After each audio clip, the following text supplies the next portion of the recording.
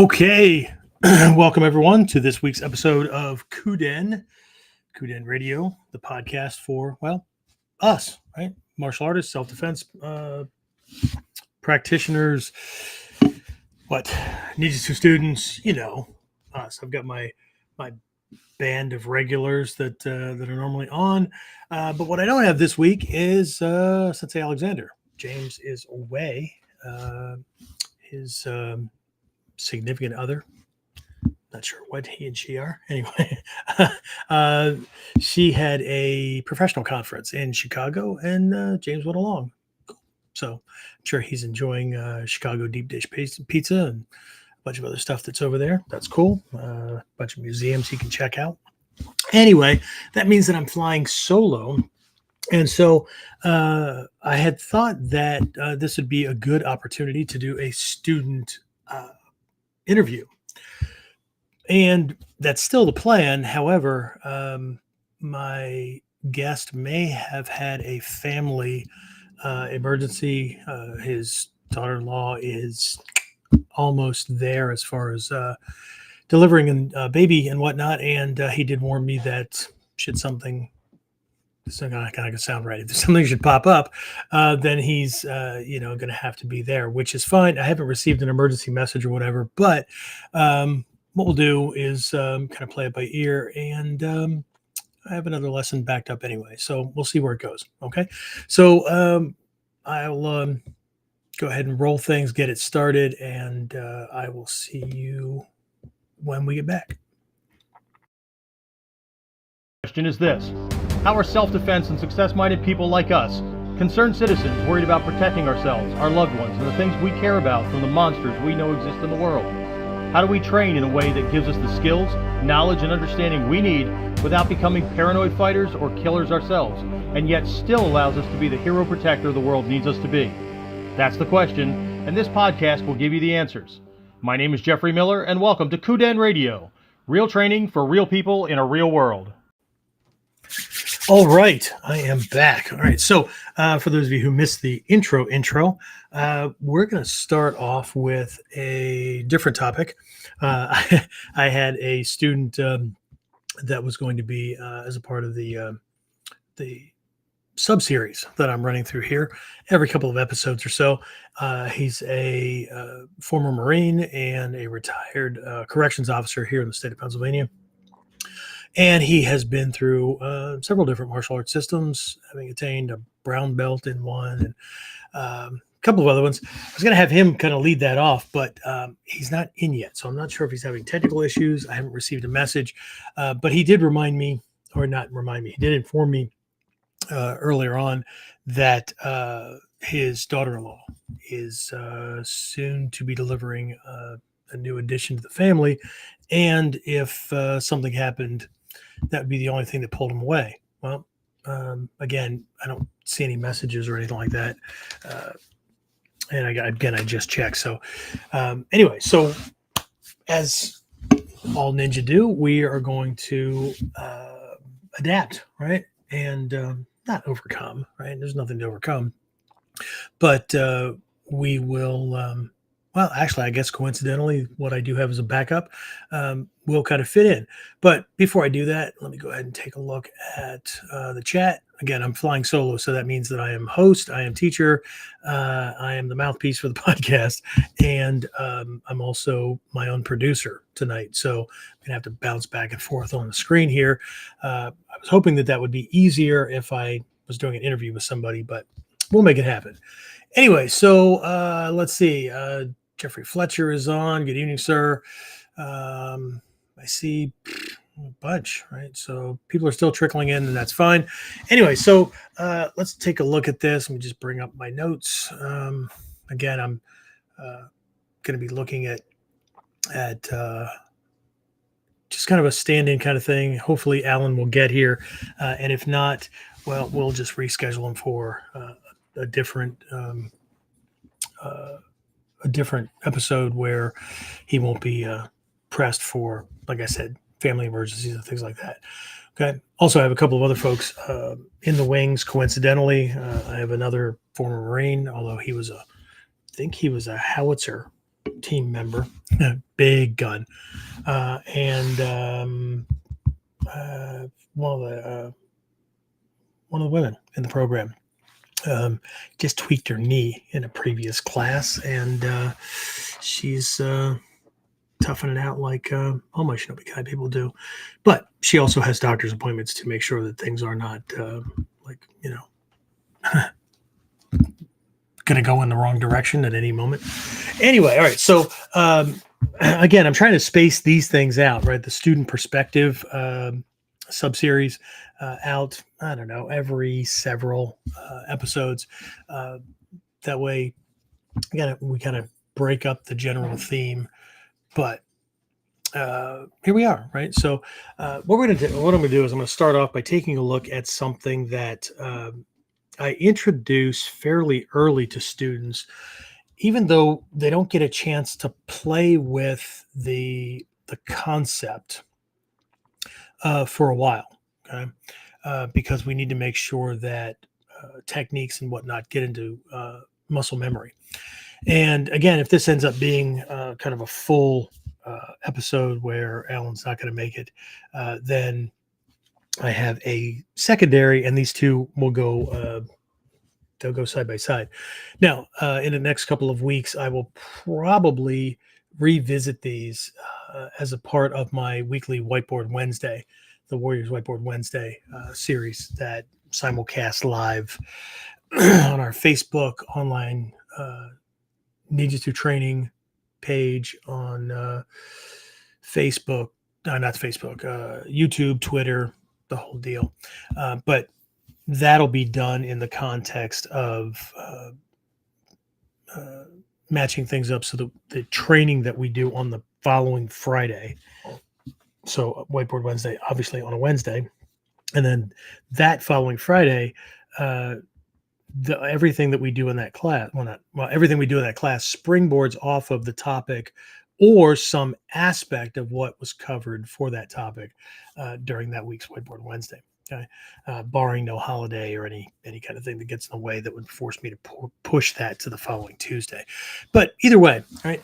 So let's just start off with this idea that, and again, we have to be really, really careful. I was just warning some students in a recent class here about bumping into technique descriptions, okay? And this includes, right, in Hatsumi Sensei's books, right? There's one, what is it, Art of the Samurai, something like that. Do I have a copy here? I have 2 copies of it. One I bought for myself, and one students had gifted. I don't see it. I know I have one.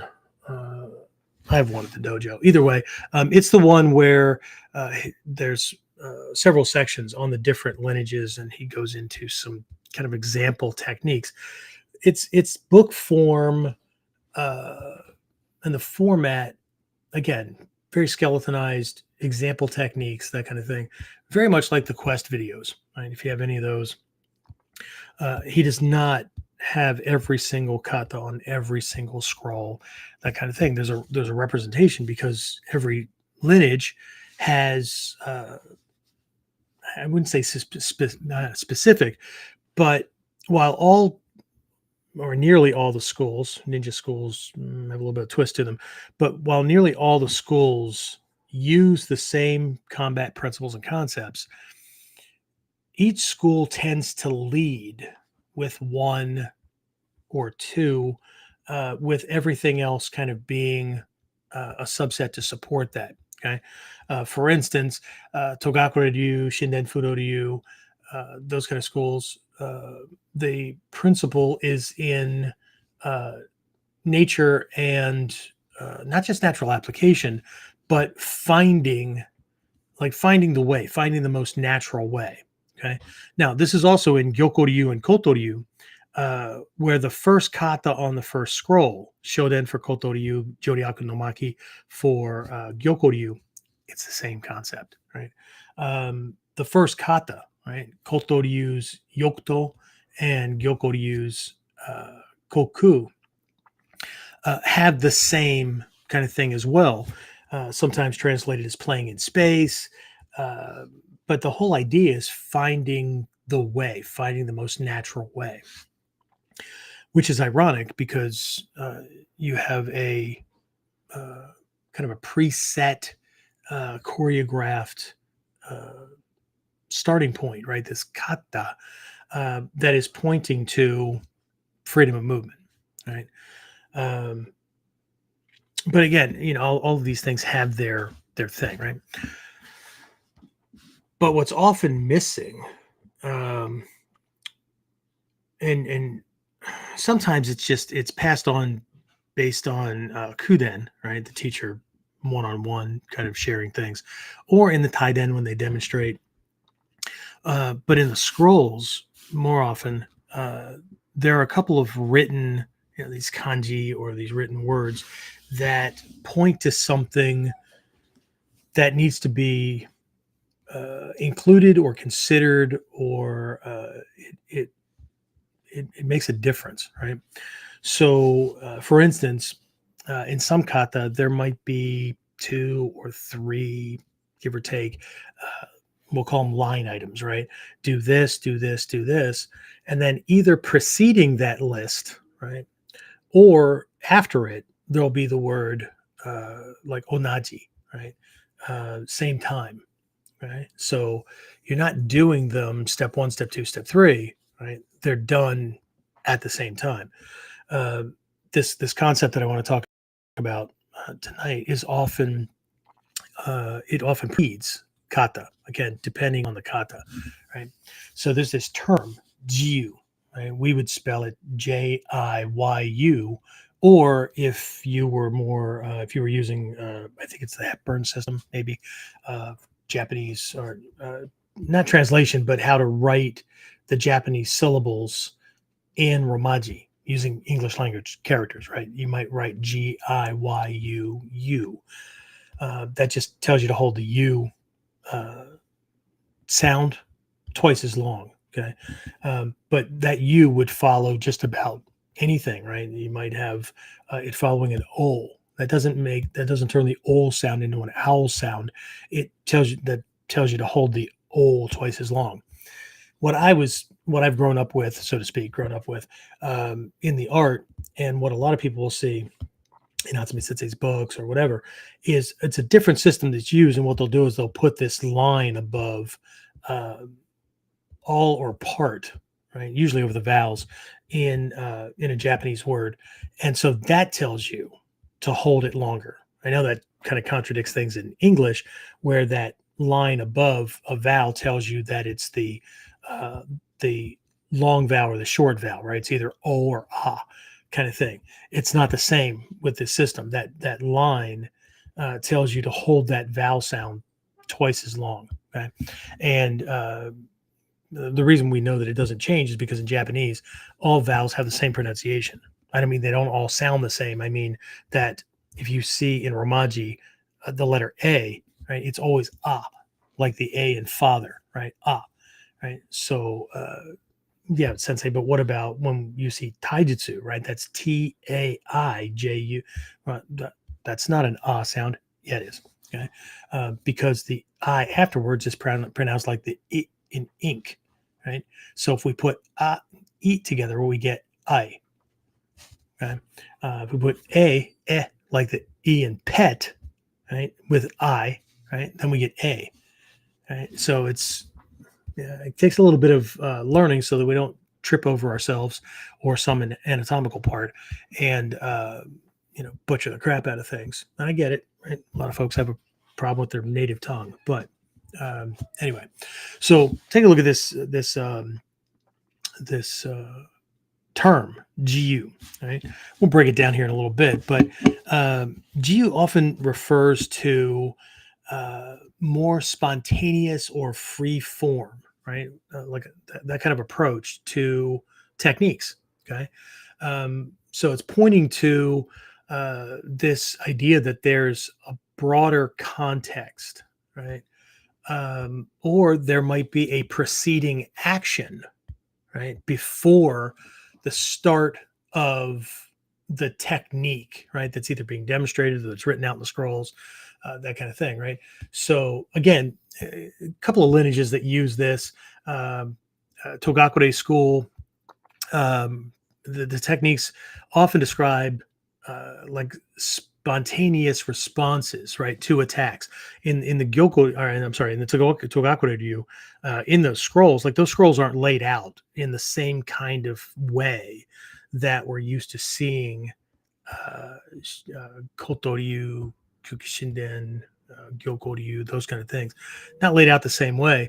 And you certainly don't have the same number of example kata, right? And there are a couple of differences in the Secret Sword, right? The 9 models, in the Unsa Tonso no kata, right? So the escaping rat examples.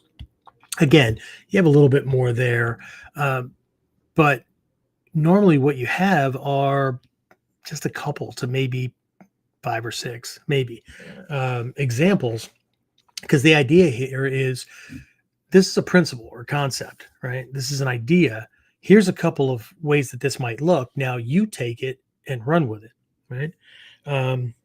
This kind of thing very often trips up. And I know it did me in the early stages. I'm like, really? Only 5 kata, only 3 technique, whatever. It will often throw people off because of prior martial arts training that they have or have had. And so they take it literally. Or they'll take this GU concept because it's more freedom of action, and it can, and there are contexts. I'll go over some of these contexts where, you put your own flavor into things or whatever, but it's not that it's not open. It just doesn't, it's not as open as some people try to make it, right? Like, they'll use the Henka concept, or they'll use this concept as a crutch for just lousy freaking taijutsu, right? They can't hit their mark, so everything turns into a Henka. Everything turns into, well, free response, right? If I couldn't do that, so I do this. Well, you couldn't do that because your timing, distancing, and angling sucked, right? That doesn't mean that things aren't fluid in the fight and whatnot, but there's many different ways to look at this kind of thing, right? But anyway, right, it's in Togakure Ryu. So again, GU indicates more of a fluid approach, of course, right? Koto Ryu, the emphasis is on timing and distance in techniques, right? And so that often allows for the inclusion of GU as it pertains to like preemptive actions, right? So you might do something ahead of time.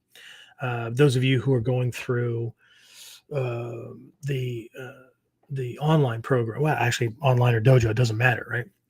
But in Mod 2, we kind of show this where, let's say this person's moving in and they're really trying to close that range because they're a normal jabber, right cross, jab, uppercut kind of person, or they're a shoot fighter, wrestler, whatever, and they're trying to move in to their preferred distance, right? Because they want to use that jab or whatever they're using, right? To facilitate, well, the same thing our ski does, right? It's to break the other person's kamae, right? And I know boxers wouldn't call what they do a kamae, they call it a stance.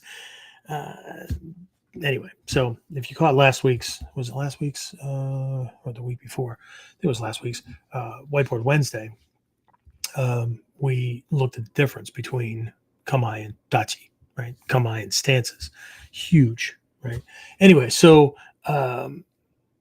we again, for Mod 2, one of the variant kamae, we give 3 in these different lineages, one from each of our primary striking lineages within the Bujinkan. So there's one from Koto Ryu, there's one from Kukishine Ryu, and there's one from Gyoko Ryu, right? So we've got this Seigan no Kamae, we've got this Ichimonji no Kamae, we've got this Doko no Kamae. For those of you fairly new to the art, before he passed, for a while, Seno Sensei and I would discuss how way back in the day, we used to use Doko a lot. And man, then there came a period, 10 years or more, right, where it just kind of faded away. And he had no idea why either, right? But something we used quite a bit. And anyway, so in his classes, we would use it a lot. And he would just throw that out. Used to do this a lot. Now we don't know why, but we're going to do this. So if you've never seen it before, here's what it looks like, right? But there's this doko no kamae, this reclining or angry tiger posture that it looks like a high Seigan or a modified Hoko, that kind of thing. For those of you new to it, right? But doko, the concept of doko is like a cat that is being threatened, and it doesn't just rear right up, right? It doesn't just jump on you. It'll pull back on its haunches, right? And it'll pull way back. It'll drop its head, lower its ears, ass is in the air, tail's up, and it's twitching and whatnot. And it just keeps pushing back against that while it's hissing and whatnot at you. And then, what it's doing is it's warning you, right? Just back off kind of thing. But meanwhile, it's loading all these big hind leg muscles ready to go. So if you don't back off, when it jumps, it's going to be ass, tail, and claws coming at you, right? And that's the idea, right? There's this. It's often hard to translate. Reclining tiger. What the hell is that? Well, if you understand this defensive nature, because anytime we look at these cool names that are in the lineages and whatnot, whether it's a technique name, it's a kamae name, or whatever, if we understand what's being conveyed, then GU turns into make shit up, right? So just like in the Gyokoryu, right, the name, right, jewel or jade tiger. Okay, most people envision, I know I did, most people envision a statue of a tiger that's made of jade, or it's covered with jewels and gems and whatnot. But that's not it. Okay. Remember, this stuff was imported in from China. And according to my Chinese friends who are very well educated, anytime the word jade or jeweled is applied to something, right? Jeweled tiger, jade sky, that kind of thing, right? What's being conveyed is the essential nature of, okay, its value, its the essence that makes it what it is, right? So, what is the essential nature of a tiger? Right? Well, there's many aspects, but what are they, right? What are some of these things? Okay, it's kind of like in the Tonko no Jutsu, right? This the body of knowledge that the Goton pole, our escape and evasion tactics come from, right? This Tonko no Jutsu, right? We're talking about the secret of secrets within the Togakure school, right? So a lot of people know about the Gotan Po, right? We've got these 5 omote elements, right? Based on the Gogyo no Kata, or the Gogyo 5-element system from China, and is often seen in Chinese medicine, right? Not the Godai, right? Not this. It's more, I would say, Tibetan, but it's more of this Indian thing that came across and in. So there's these 2 complementing but different systems. So the Godai represents the way energy manifests. And when I say energy, I'm talking about things in nature. I'm talking about our emotional state, all kinds of things, right? It's a way to classify things. So, that's the earth, water, fire, wind, void kind of thing. But the Gogyo, right, is both cyclic and destructive. It's the primary. We flip from the Godai kind of model that I give people leading up to Shodan, and after that, we really look at this Gogyo kind of thing because it represents nature and how it progresses and transforms and things like that. It's actually represented, or it's symbolic of the mind, right? Creation, and then there's also a destructive cycle to it as well. Anyway, not the class for this. Anyway, so the omote on the Gotan Po, water, wood, fire, earth, metal, water, wood, fire, right? Just goes this way, right?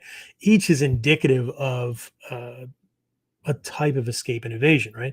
Earth, Doton Jutsu, is using the geographical layout of the land, and how would you use that for escape and invasion, including using dirt or mud as makeshift Mitsubishi, right? Throwing rocks, that kind of thing. But it's using the contour of the ground, being able to read it, all that kind of stuff, right? Mokuton Jutsu, being able to use plants and vegetation, trees. So we've got climbing methods, we've got hiding, ambush methods, those kind of things in there, right? But there's an Uda, right? There's 5 Uda elements, right? I'm not, and again, this class isn't about that, but one of them, right, is bird of prey, right? Um, One is fish, those kind of things, right? So people are used to the elements, but here we get what the hell, right? So bird of prey, right? What the hell is that? Well, it is about the principal nature of, you know, all this study they did with bird of prey, eagles and hawks and those kind of things, and how they operate, how they do things, right? Their traits, their characteristics, and whatnot, and how the ninja could convert those things into tactics and whatnot. And since bird of prey either perch on uh, in high places, right, branches of trees, or the tops of trees, um, or craggy cliffs or whatever, or they just circle above, right, the place where they're hunting, right? So they take this high vantage point, so they get this broad view, right? So again, that gets converted to take the high ground, not necessarily to hold the high ground, um, because you put a castle up there or whatever. No, it's so you can survey the entire freaking battlefield or just a bigger part of it, right? But symbolically, it also represents mentally through insight, right? Having a bigger picture view of what's going on, right? But then there's ways of surprise attacks and distractions and all those kind of things, right? So again, that's what we're talking about, principle essence. Okay. So Gyoko Ryu has it. It may include GU, again, to indicate that the practitioner should be aware of their surroundings and act freely based on the situation. That's what the whole kata koku means. The feeling in koku is to play in space. It doesn't mean to do whatever the hell you want. What it means is to be free to move as the situation dictates, as the space changes, as his intention changes based on the environment that you're in, whether you're going to use it or whether you have to navigate around obstacles, those kind of things. And even before we knew about all these like 9 schools and whatnot, and before Hatsumi Sensei became Soke, he actually named all this stuff he was getting from Takamatsu, this collection of knowledge. It was known as Hatsumiha or Hatsumi-ryu, right? So it's just general teachings, right, on these things, because he didn't have Soke ship, didn't even have Menkyo Kaiden, right, full and complete transmission. So those kind of things. But we can see the Bujinkan. We can still see the Bujinkan as Hatsumi-ryu, right, or Hatsumi-ha, right, school, either way, right, or approach. And so that doesn't diminish anything from these other schools. It's just if we can see it from a synthesis kind of thing, right? So again, if you've been doing this for a while, right, it's easy to see that many of his teachings incorporate this principle of GU, right, to emphasize adaptability and common. As a matter of fact, I would say that 99.8% of his teachings do that. Okay. So I'm not going to walk through the kata that do it. I want to jump into it to take a look at what it means for beginners. I want to take a look at what it means for intermediate, upper intermediate, early advanced students. When I say early advanced, I mean like Shodan, Nidan. But by Nidan and above, right, there's more of this going on than structure. And that doesn't, again, GU doesn't mean do whatever the hell you want. Okay. Even with Henka, right? Henka, change, variation, right? Hatsumi Sensei, he tried, right? I mean, people would just gravitate to this thing for whatever reason, right? But true Henka, right, are still based on the same principles, concepts, and strategic control of a situation that the kata it's based on, all henka are always based on a kata. You can't have henka without, I mean, what are you varying? Right. Right. So he would often make this point that, he would talk about, like, when we might be working a kata, and he'd go, okay, this first move, or these first two moves, right? They're critical, right? After that, you can do whatever you want, right? Because he's trapped, right? But don't confuse that with henka, right? Henka has a very definitive kind of essence to it, where there is a strategic control, tactical control end game, so to speak, right? Back in my police days, if I engage with somebody hand to hand, ultimately I want this guy, based on the environment, let's just say it's open, right? So I need him face down on his chest. It's just going to be easier to get him into handcuffs, right? If he lands on his side, if he lands on his back, if he falls up against a car or whatever, I mean, the resistance is going to be, it's going to be longer lived, right? And so everything that I do needs to lead him in that direction. Okay. So maybe I start off with something based on what he throws at me, that's very Koku like, right? So he throws something at me and I shift to the inside and control that arm, knock it off to the side that breaks his balance. And then I can get a hold of him and lead him to the ground. Okay. There are lots of techniques that start the same way, but show a different ending. In some, doesn't matter how he lands. In some, he ends up on his back, and then you're going to put an arm bar or something like that on him. But if I need him on his gut, then I am free to adapt as I need to, based on what he's doing, based on the pressure, all that kind of stuff. But there is still an end game, right? There is still an end game. So ultimately, I need this guy here, right? I don't need him in some other position where three other cops have to come in. Some jackwagon catches it on freaking, their camera recording, and then it's up on social media. Look at all the police brutality, even though even a 97-year-old old woman under the effects of meds, right, or pain or whatever, is exceedingly strong, right? But people that sit around and theorize about shit wouldn't know that. Okay. So they come up with their stories. I don't want that. So I want more and more control. Okay. Anyway, so let's take a look at the breakdown on the kanji, right? For those of you who know me, you know that I like to break those things down quite a bit. As a matter of fact, before I do that, let me jump over here onto my other screen and see if Mr. Let's see.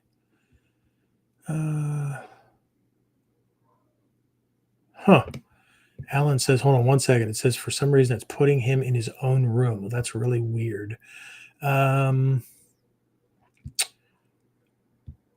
on one second, folks. I'm going to try to send Alan let's see, put user in. I don't want to put you in timeout. You're already in timeout.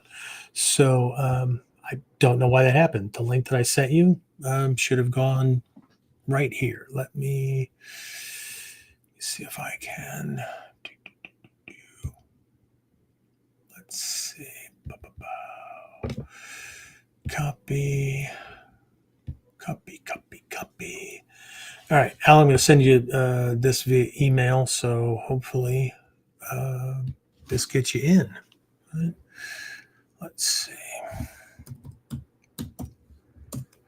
Sorry, folks. A little sidebar here. Apparently, he did not have something else pull him in a different direction.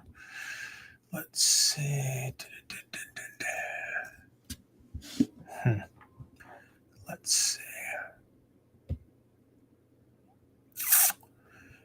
All right, Alan, all I'm sending is the link just to make this quickly. It should say studio.restream.io / and a bunch of random letters. There's a 3-letter hyphen, 4-letter hyphen, 3-letter. I'm not going to repeat it because I don't need somebody jacking the system. Not that I don't trust all the people that are on at the moment. However, we'll let that trail off. All right. So while he's trying to get in, and I'll check back with him in just a minute. Get back over to my notes. Okay. So the kanji used to write out GU, and often it's GU waza, right? So G, this first kanji, G, the meaning, it means self or oneself. Okay. So, but there's a nuance to it, right? It's not just used for self. I mean, Goshin, right? Of Goshin Jutsu, those kind of things, right? People are like 5 hearts. Well, without the kanji or the context, right? It's just not going to make it. It's not going to make any sense. It's like trying to sort out two, or two in English.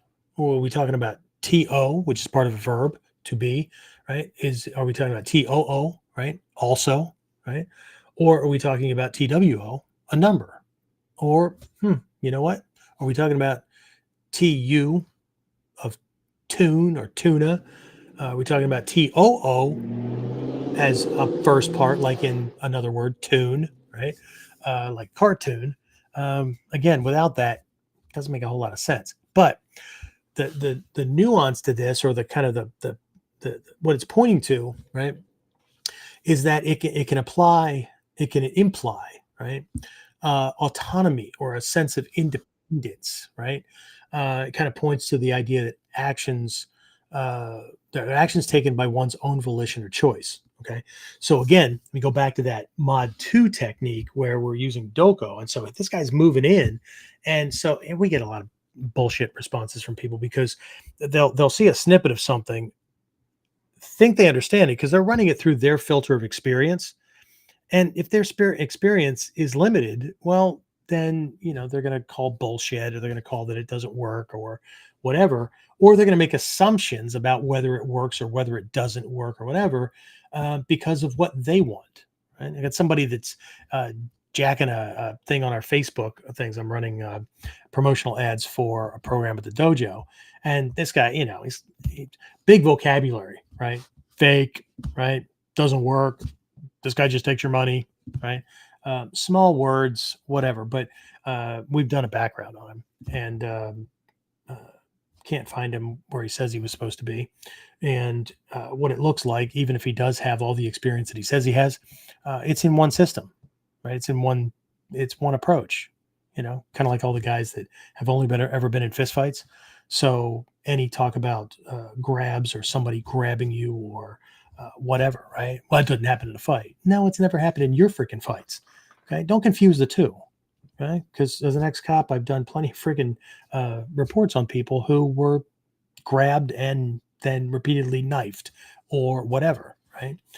So anyway, but with that technique, right? This guy's moving in. What I'm going to do is take my door knocking knuckles, and bust on the bones of his hands, fingers, those kind of things, because of his own volition, right? He will retreat out of that range. And so when I can't establish the kukan, and he's not controlled that way, then I just apply daken, right? Daken taijutsu, and pop those little bones. Well, since it's not kata, well, no shit, right? It's called a waza, right? They're not the same, right? Anyway, so I pop those things, and he will, in order to save his limb, he will reposition and establish the kukan for me. Or because that irritates the shit out of him, he'll try to get a hold of the hand that I'm using to bust up his bones. And oh, look at that. Shit. He grabbed me. But he wasn't a grabber. He was a puncher, or he was a wrestler, or whatever. He wasn't a wrist grabber. He wasn't a sleeve grabber. Why did he grab me? Because he wanted to stop that fucking hand from, excuse my language, right, from cracking his bones. Okay. There's understanding technique, maybe, right? There's being in the same kind of fights, and there's understanding things at a very high strategy and tactical level where it forces people. No, I'll take that back. Because force, I mean, people tend, when they think about force, they think about making. And I am making somebody do something, but I'm influencing him. Okay? I'm giving him a reason to do A, reestablish distance that works better for me, or grabbing hold of that limb, which serves me because, right, that's what I wanted. Anyway, so Alan, I'll be with you in just a minute. I just heard you sign in. So, again, but it can also be, again, action taken of one's own volition. It can be me doing those door knocking kind of things because I'm running into a situation here where no matter how much maneuvering I'm doing, I can't get this guy. I can't get him. I can't keep that Kukan in a place where he can't like tag me with a jab or he can't do his stuff easily. Right. In mod 3, we have the same kind of a drill, but just looks different. Guys moving in this way with these kind of street fighter boxer kind of things. And so we'll reach out with Shikan Ken or just a Fudo Ken or whatever and bust on his ulna, right? Get that same kind of thing. It's the same effect, right? He's just leading differently or his hands are in a different position, right? If his hands are lower and he's moving in this way, then I've got that thing to be doing stuff with. If his hands are up and his arms are there, right? The reality is that the attacker can't do anything in attempt to set up an attack or to execute an attack without giving us something. Okay. If we can get our head wrapped around that, then everything is good. Okay. Anyway, so that's G. That's the kanji G, right? The kanji U, right? Again, this is the U held longer, right? So this one means reason or cause or origin, that kind of thing. Okay. So this kanji points to the idea or suggests the idea of something being derived or originating from a source like akata, right? Or like the principles and concepts that come out of a lineage that are driving a certain strategy, right? It can also imply a sense of freedom or liberty in the sense of being able to act as one chooses. Okay. And here, this is the thing that trips people up. Every time we get to like, do as I choose, it's not that you can't, right? And I've had teachers say, you're grown-ups, right? You can do whatever you want, right? But those of us who know better would highly recommend that you don't do some of that dumb shit, right? Because it sets you up, right? And you can win against certain types of fights because you're dealing with the same type of an attacker. But being a one-hit wonder is not the same as being an adaptive, free, kind of free. Somebody could adapt to whatever situation, like a survivor, right? You can adapt to whatever the situation is. Okay, in the realm of survival, right? Some people know how to do caveman type fire starting, right? You know, the whole stick and bow and drill kind of method, or the stick method, or channeling sunlight through a magnifying glass lens or something like that, right?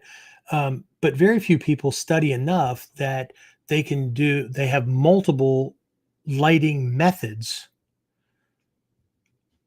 across different environments.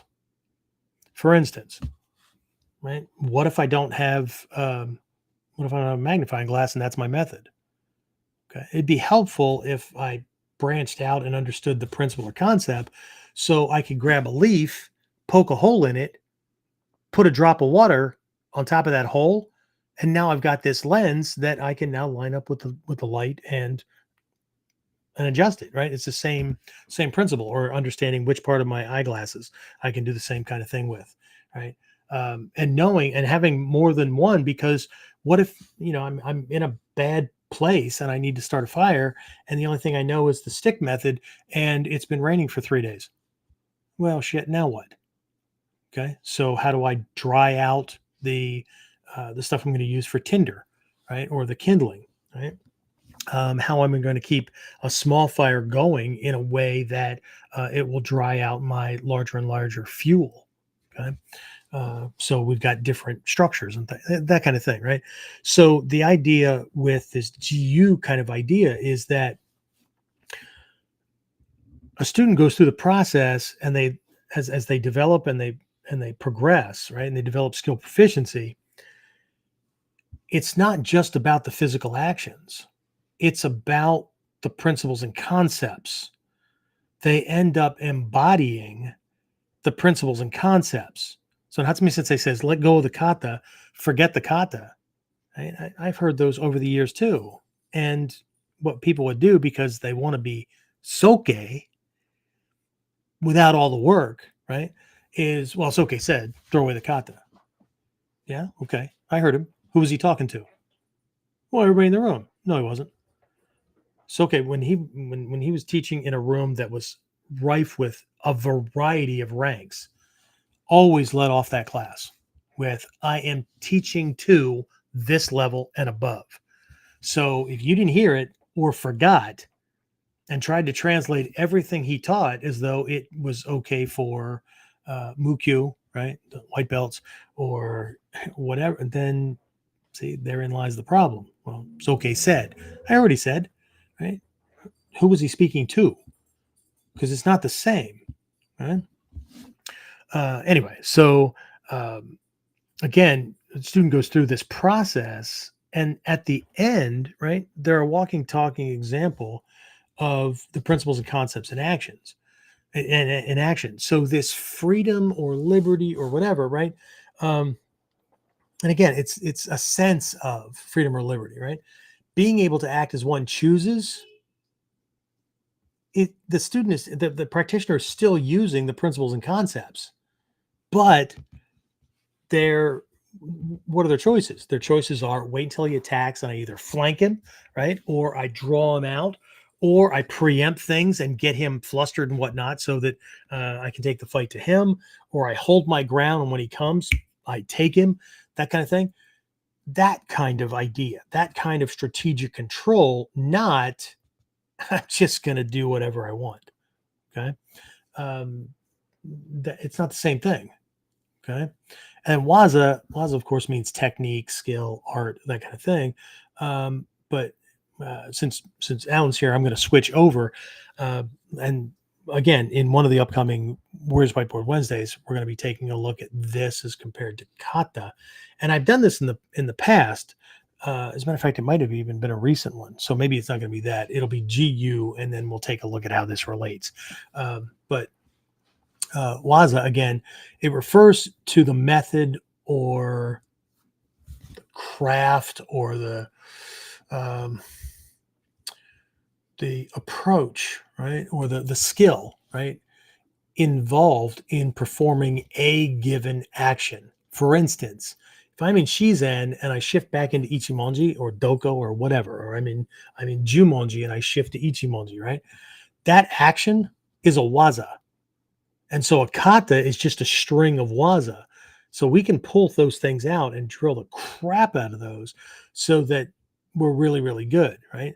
So again, waza, this encompasses both physical skills required, almost the artistic, martial artist, right, aspect of those actions, but also the dynamics, the timing, or whatever, right? So in the moving from Shizen to Ichimonji, right, the transition when one foot is off the ground and I'm moving, the alignment that I'm keeping my skeleton in, the way I land and the structure and the solid position that closes off all my targets but opens up his, all that kind of stuff, right?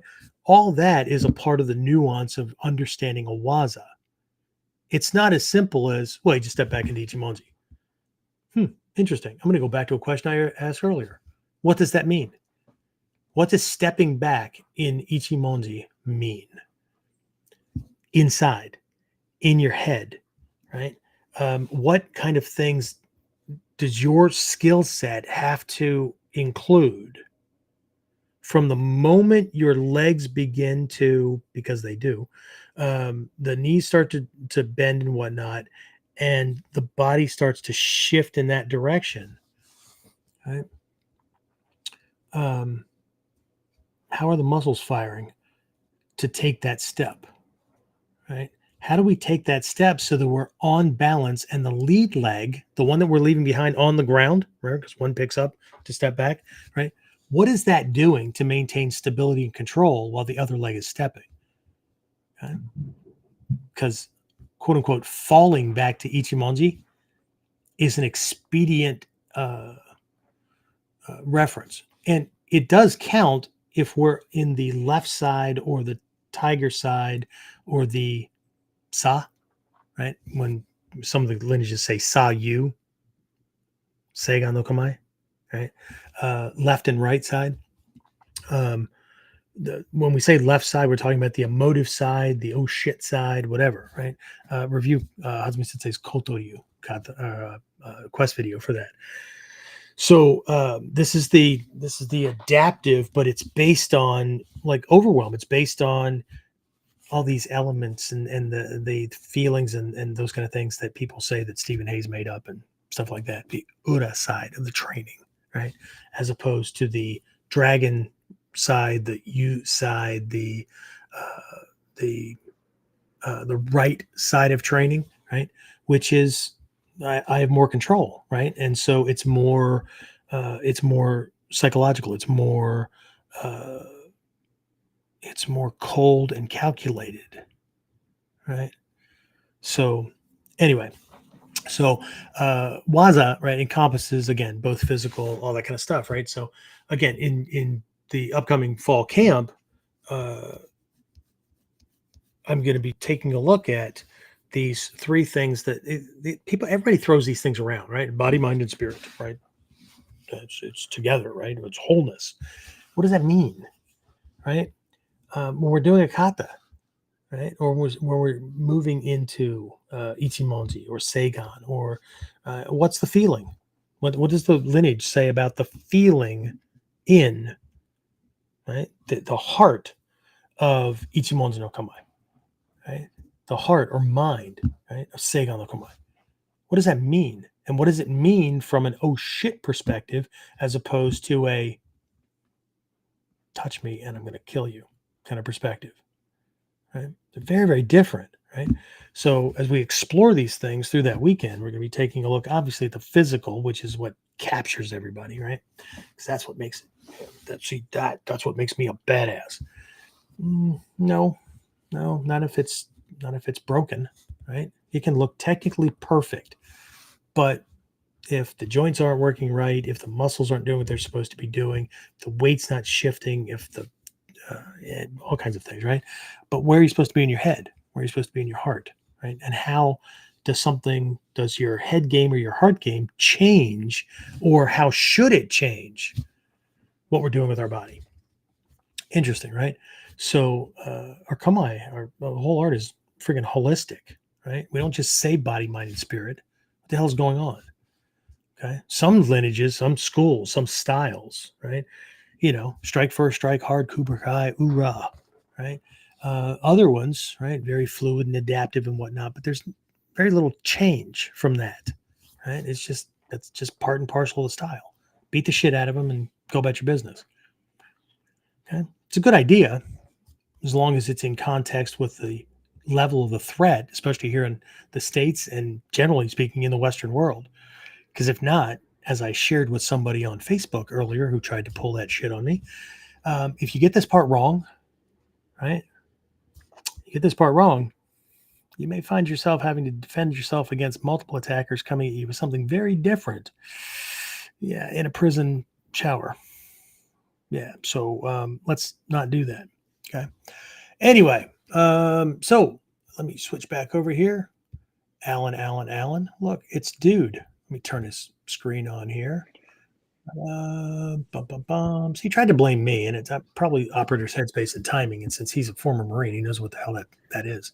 Right? That's probably it. Are you not able? Are you on your phone?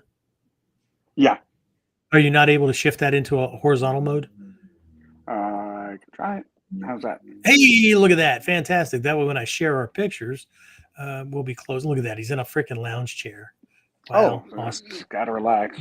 Gotta be comfortable. There you go, Captain Kirk. All right. So let me see who else is on. So a bunch of good evenings. Mary Barnett, good evening. My favorite by far over the past couple of weeks. Why? Good afternoon. Not sure where you are, but it's definitely west of me. Dave. Awesome. Max, generally we don't practice that many kata dojo. Might be our level, or it might be the lineage where the emphasis isn't the kata. Maybe. I don't know your context. Within our program, till somebody really gets a handle on at least the basic strategy, they have to do the techniques, right? So yes, they can always. Now, if their technique fails early on in training, we have them bail to kamae, right? They reset the fight to 0. Okay, but I'll round this out before I start interviewing Alan. The that GU in the early stages for students isn't about the freedom of doing whatever you want, because their skill set's not there, right? They're going to default back to wrestling or boxing or whatever. And up to Shodan, I don't care, right? For Nidans, I have to believe that somebody can use Budo Taijutsu or Nimpo Taijutsu alone against the average attacker on the street doing whatever the hell he wants, okay? Unarmed, doing whatever he wants, okay? Without slipping back to one of these other things, okay? Now, shit goes sideways, then, we do whatever we need to win. But again, this vague safety net always kind of gets folks, right? And again, you can do whatever you want and you can even win, but let's not confuse that with the art we're supposed to be learning. Okay. So, but GU, one of the things, was it Gyokoryu, Kotoryu, something like that, right? It can be used and is often part of kata descriptions, not often the ones that are passed around, because they'll strip some of these things out.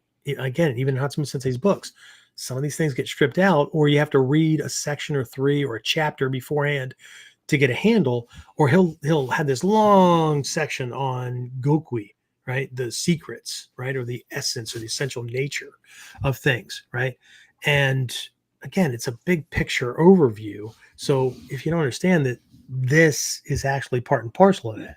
Anyway, so for newer students, GU is the implication, right, that the kata that we see is not the whole freaking fight, right?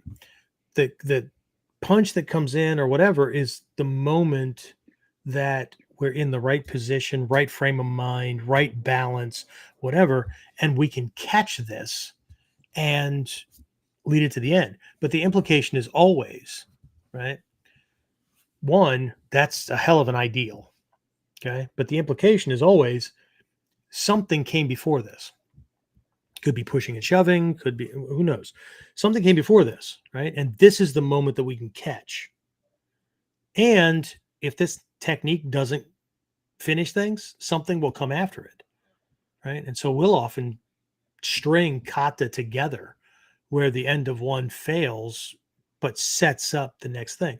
And this is not a unique idea, right? In the Koto and Gyokoryu, which are complementing opposite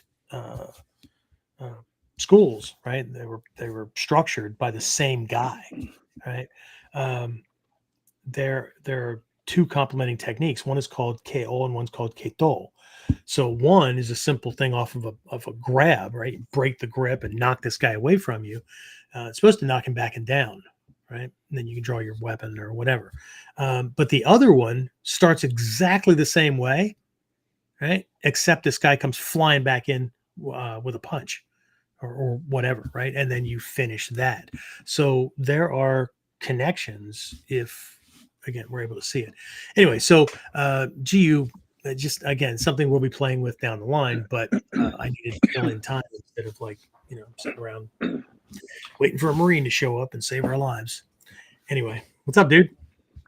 How much? What are you doing? What am I doing? I'm running a freaking podcast.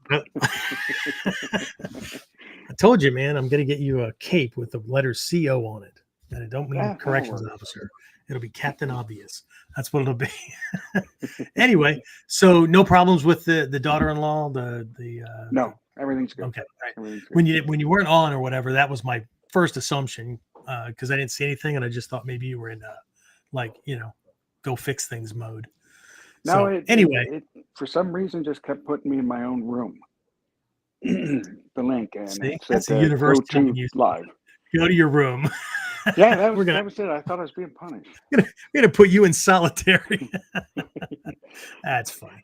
Anyway, all Hiding right. in a cave, Let that's what me you're bring saying. let me bring up my questions here.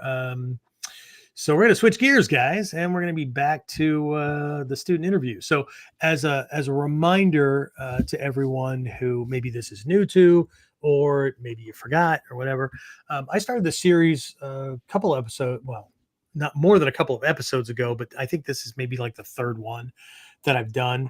My very first one was with Sensei Lee Davis out of Georgia, and he has a training group, and he also does wilderness survival training and all that kind of stuff. Former Navy, just a bunch of stuff. But my premise was, everybody is bringing in celebrities and stuff like that. Not that that's not cool, right? High ranking people. I mean, I'm sure people would like show up in droves and crap their underwear and whatever if I somehow was able to arrange, an interview with Hatsumi Sensei. And people they can't help themselves now. They're going to start typing in. That'd be cool. That'd be awesome. The problem with that is that there's often a disconnect between where we are and where they are, and no matter how much they talk about how or what the process is to get from here to there, whatever. A lot of folks are going to be so starstruck that they're going to miss most of the lessons, or they are going to filter the lessons, or they don't believe that that's possible for them. And while this is cool and they got to sit in on and they get bragging rights for being live on a podcast or whatever, where this guy was, interviewing whoever, master, they don't believe that's possible for them. Or they're just going to keep doing the same habitual shit they always do. And so nothing's going to happen. What I really wanted to do was to interview some of my most engaged students, because they're obviously doing things that allow for significant progress and whatnot. And the other thing I wanted to do during these interviews was to ask questions that will point out that they probably have the same kind of issues and hindrances and all that kind of stuff that we all have, that lots of people keep using as an excuse. I know ego thinks it's a reason, but we all like to think that our situation is unique, which actually makes us average because everybody thinks they're unique. So, but as well, I wanted to kind of have interviews with people that have, just different backgrounds and whatever. And, take a look at what draws them to this art, in Alan's case, and many of the folks that are on, have done other martial arts, other systems, other self-defense systems, taught, whatever. And so just kind of get a feel for what other fellow practitioners are doing at whatever level. Okay. So I didn't realize it, but I'm doing a sliding scale. I didn't mean to. I actually contacted Alan like last minute this morning because the original person I had in mind, we just got things kind of mixed up, and they end up, not being able to make it for this one. So I'll have them on a different time. And so it wouldn't have been a sliding scale because they're indeed on working on Sandan. But Alan's only been training with us for a little while. We'll let him talk about himself here in a minute. But he's been in the martial arts for quite a while. So I really don't have a prepared intro for him. So let's just do this. Alan, let's start. We'll just start off with you. Just tell everybody a little bit about yourself, right? How old are you? What do you do other than being a burden on your wife? Hobbies, if you have anything other than martial arts, that kind of thing. Let's just start with those. What do you do generally? Who's Alan? Well, I'm a retired corrections officer. Was in the Marine Corps. I've been studying with different forms of martial arts since 1978. The one I stayed with the longest was from 78 to 84, and I attained a brown belt. I finished my tour of duty with the Marines, came home, and the instructor I had was no longer teaching. So I filtered around, did different things, went to Taekwondo for a little bit, ended up being a teacher for the Department of Corrections and self-defense there, which it needs a lot of help. We all say. I would not, and I went over this with one of the instructors the other night.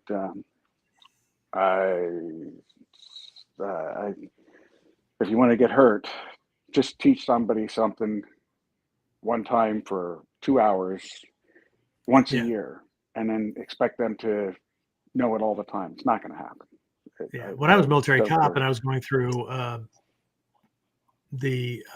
schooling, now we had 3 afternoons, so I think we had a total of 6 hours, and it was really like 2 afternoons, and then the third afternoon was review and a test on what I used to call the government 6, because we had these 6 standardized techniques that, the defender stands there and the other guy just kind of puts his hand on the neck or does a grab or throws a punch or whatever, and you do the windmill or the robot.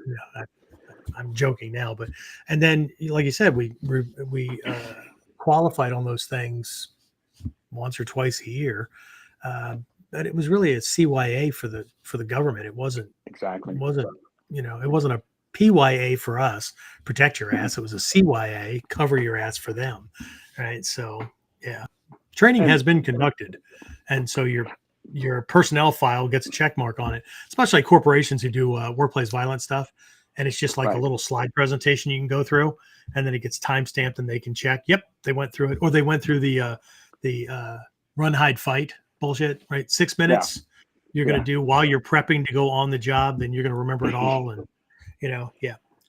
So their big thing is that now you've been shown what to do, how to do it.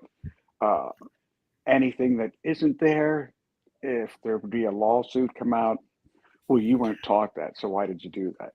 But what it all comes down to, and that's what it wasn't just myself. There was the fellow instructors I had. All of us had training outside. Any questions we brought up about, well, why not do this? Because this will break us. Oh, you can't do that. The inmate might get hurt. What? He's trying to kill me. And you're telling me I can't do this because it would blow the normal person's mind. Well, this isn't just where you were. Way back, 86 maybe, something like that. Webb-Sensei was treated to a free trip to the United States by a Japanese television station. They were doing an expose on ninjutsu in America because it was middle of the ninja boom, all that kind of stuff, right? So they flew him to LA first, and he did some training with the officers at the LAPD, and he did some training, I think, when he got to this side of the country at Quantico with FBI and whatnot. And in the interim, there was a speed bump, and he ended up at a seminar I was at. We got called in, or we got gathered in the night before by Shoshi Hayes, and told that the regularly scheduled training for tomorrow wouldn't take place, or tomorrow night wouldn't take place, because we're getting a surprise visit from Webb-Sensei, and he'll be leading the teaching. Well, shit, awesome, right? Yeah. So, but I can't. I think it was the training with the LAPD. I don't think it was the training with the FBI, but maybe. I think it was the LAPD. He did this long training with them, and the cops loved it, right? And at the end of it, a couple of trainers came up and said, "This is all well and good. This is all great, but we can't do most of this stuff on the street because we're confined to certain types of things." And Soke looked at him and said, well, then you can never win. And that's the truth, right? So it is what it is, right? And it's not about reducing things to fisticuffs or whatever, but when your policy, it's one of the reasons why I left the whole arena. That and I really became a cop so I could protect people, and I became a glorified secretary in a uniform or plainclothes doing reports on victims because, so I decided I was going to get out and get ahead of the thing. But, when you can't, when the criminal's rights supersede, your ability to protect other people or to protect yourself, because you've got everybody in their brother screaming, not fair, right? Except this person just shot somebody or whatever. So yeah, I get it.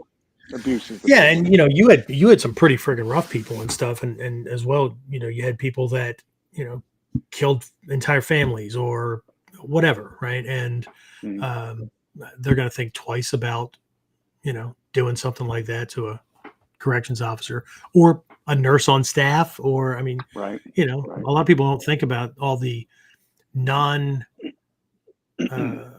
non-officer positions or non-security positions staff. That are in, right? Everything from admin to medical to whatever, that janitorial, all kinds of stuff that can be. And I know they use the inmates for a lot of that stuff, but there's still a lot of staff, right? That you've got counselors, you've got everything, chaplains, and they're not built school like teachers. They're not built like big COs and stuff like that. Not most of them. Yeah. So anyway, so you're retired now. What kind of hobbies do you have other than martial arts? Anything like any side gigs? Any Fishing. Fishing. All right. Big bass fishing. Yeah, like boat or shore or mostly boat. Mostly boat. Cool. Yeah. Okay.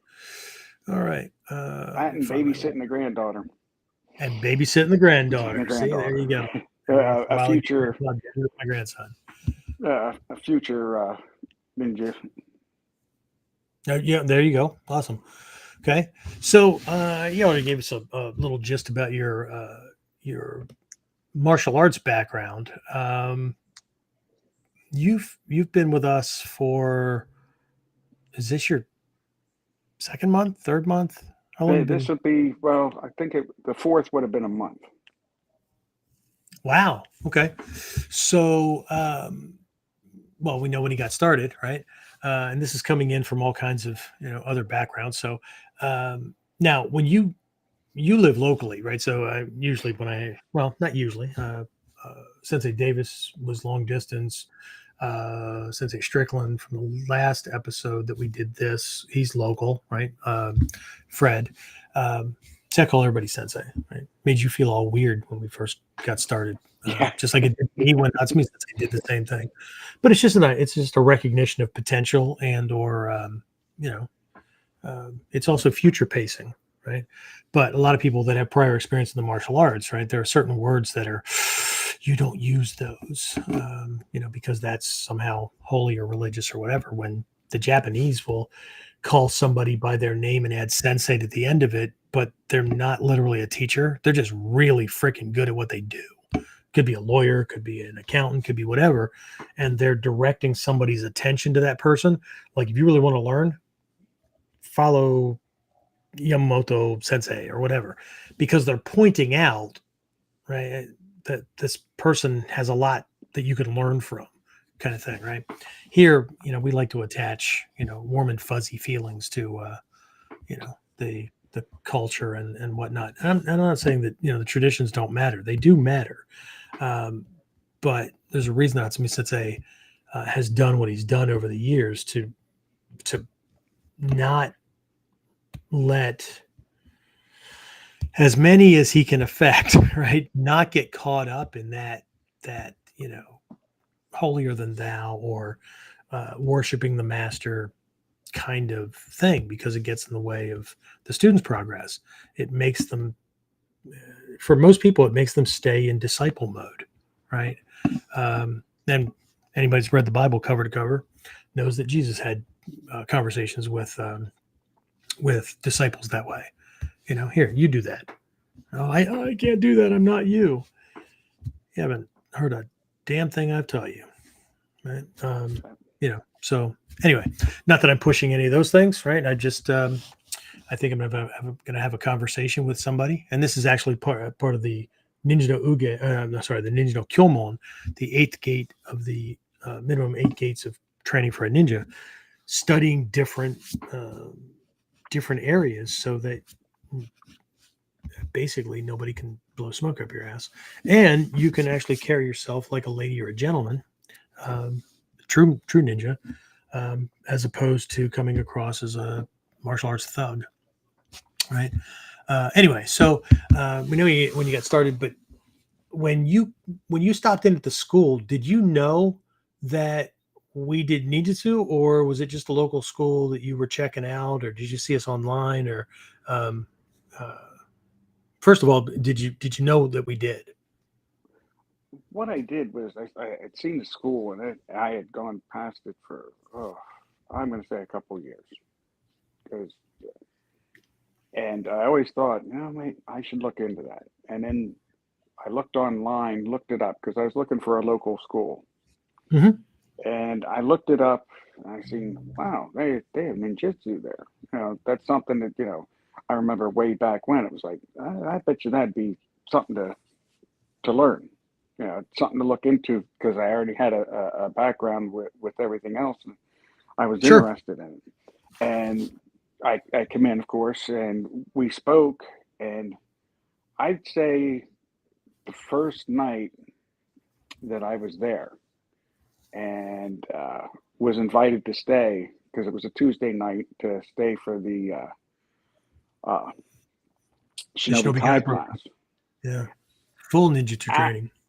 I got to wow. I'm seeing stuff that, some of it looks very, very familiar. And we've had this conversation where it looks familiar, but yet it's different. And it's style the first time I ever went approach different. What? When you say different, are we talking style different? I would say function different. Style different, as in there's an easier way to do it than the way that I was doing it before. Okay, not like a differentiation, like that style does it this way, we're doing it this way. No. Okay. No. Yeah. It made it was simpler. Yeah. Less effort. And you were saving energy, as we discussed before, and I spoke with several of the teachers about and stuff, where instead of being tensed up, you relaxed, which is something I personally know that I need to work on, is relaxing, not being so tense when you do anything. But the thing that surprised me, and this isn't a dig on any other art, is, of course not. It was the first time I went in there and ever heard, did you have training outside of here? And this was from several of the teachers. And I said, yeah. And they said, well, don't forget what you know. And, that kind of caught me off balance. I was like, most of the time it's like, okay, forget that. You're starting all over. And a matter of fact, the first night it was Sensei Golem. I did a move and I did it wrong to what was, and he said, no, nothing's wrong that you do. You did fine.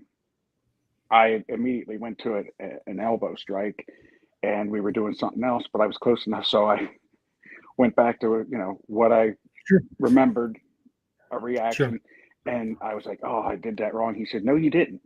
You did something. You did everything right. You just did something. You just didn't do this. That's fine. Don't forget what you did. And honestly, well, you're in mod 1. I mean, we give you a lot of leeway. But it was the idea that most any other studio that you go into, they want you to forget everything.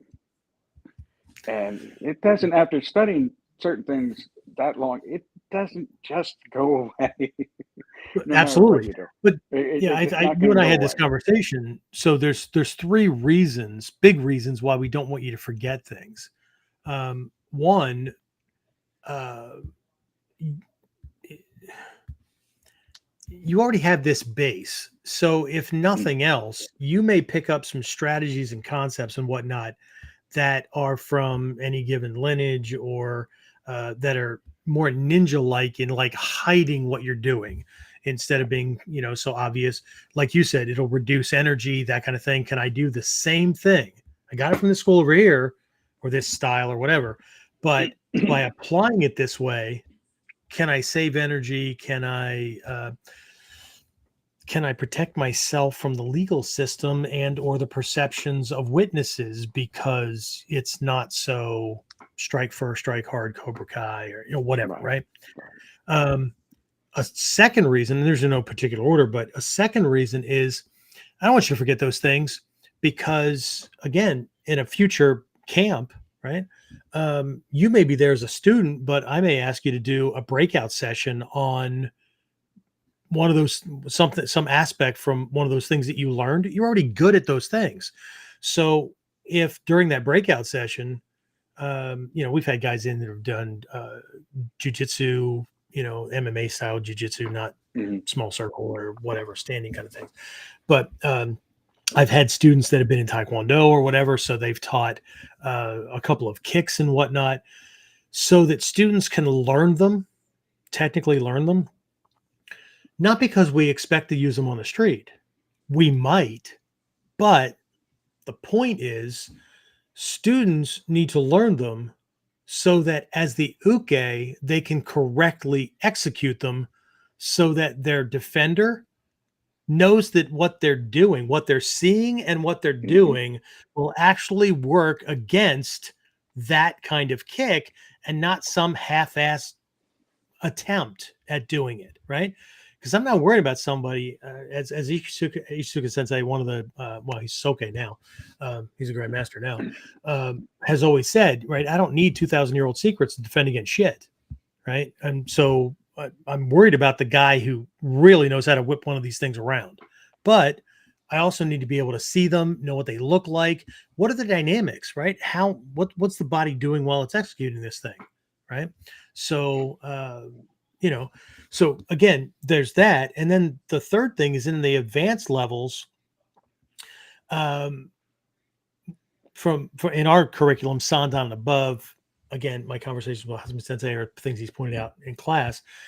Probably looking at 10th dan and above, so the upper level kind of things we consider a Sandan kind of idea, but it's where we're controlling his perceptions about what he thinks is going on.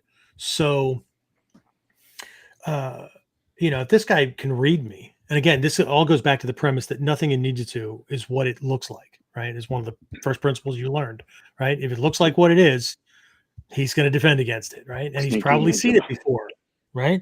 Yeah. So, uh, in the upper levels, one of the tactics is to take up a stance or start moving or posture yourself or throw a punch or a kick or whatever that leads him to believe that your skill set, your style is someplace else. So that when he comes at you and you drop that suddenly and do this and do something else, he's going to be Right. completely unprepared, right? And this goes back to, and this is also one of the eight minimum gates of study in the Ninja Hachimon. And again, it's interesting to me how this stuff is posted all over the internet. Very few people have like a 10-week course wrapped around it or whatever. But one of the gates is called Ninja no Uge. And while there's other sides to it as well, one of the sides, right, it's deception, manipulation. This is where the Kyujutsu Tenkan, the disguising truth and falsehood and stuff like that lies. Most people, when we think about, or even when we were taught growing up or came to believe that when we're controlling somebody, that implies that we're using force, either physical force or we're in authority position, right? You're going to do it or else there's a threat of punishment, whatever, or we're going to promise a reward or whatever. But either way, some kind of force is being applied. I'm going to lose something that I want to hold on to, or I'm not going to get something that I really want, right? But from a ninja's perspective, what we understand from the very root is that everything that a person thinks, says, plans, designs, creates, or does is all based on their beliefs or perceptions about themselves, the world, other people, what is possible, whatever, right? And they go about doing things, and that includes the situation that they're in, right? So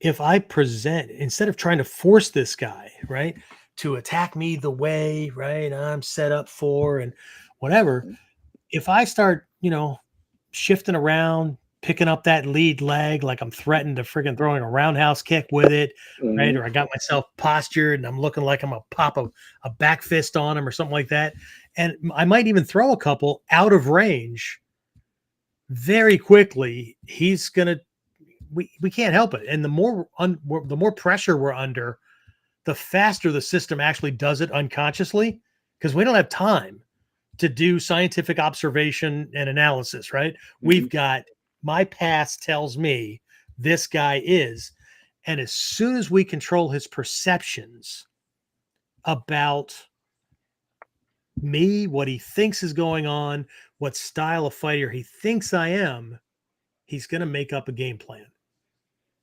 Right. And in that instance, from that point on, I have control of his thoughts, his plans, his actions, right? His belief about possibilities and all that. So when he comes in and all of a sudden he realizes, he's not going to realize it, he's just not going to figure out what's going on, that it was all a smokescreen. Right? And then, so we don't, there's 3 at least right there reasons why I don't want you to forget, right? Right. From the basic all the way to, you can help other people learn things that they might be up against. And if nothing else, as the uke, it is our responsibility as a good uke to be able to duplicate any fighter style that I and my training partners that I'm trying to help out, right? That they will get the closest to an authentic attack from that fighter type, whether it's a shoot fighter, it's, how many different types of boxing between, might call old British style fighting or the bare knuckle early stage kind of things where a lot of guys still fight that way, or, Western kind of thing, how many different types of wrestlers, whatever. Right. And so you can help with that. Right. And that's a huge thing. So that we don't fall into the trap of style and confuse the fact that these old models that where there's a certain type of an attack, right? We believe that that's all we ever train to do and defend against. Okay, well, shit. Where's the jab, right cross, uppercut kind of, combination? How do we neutralize a jab?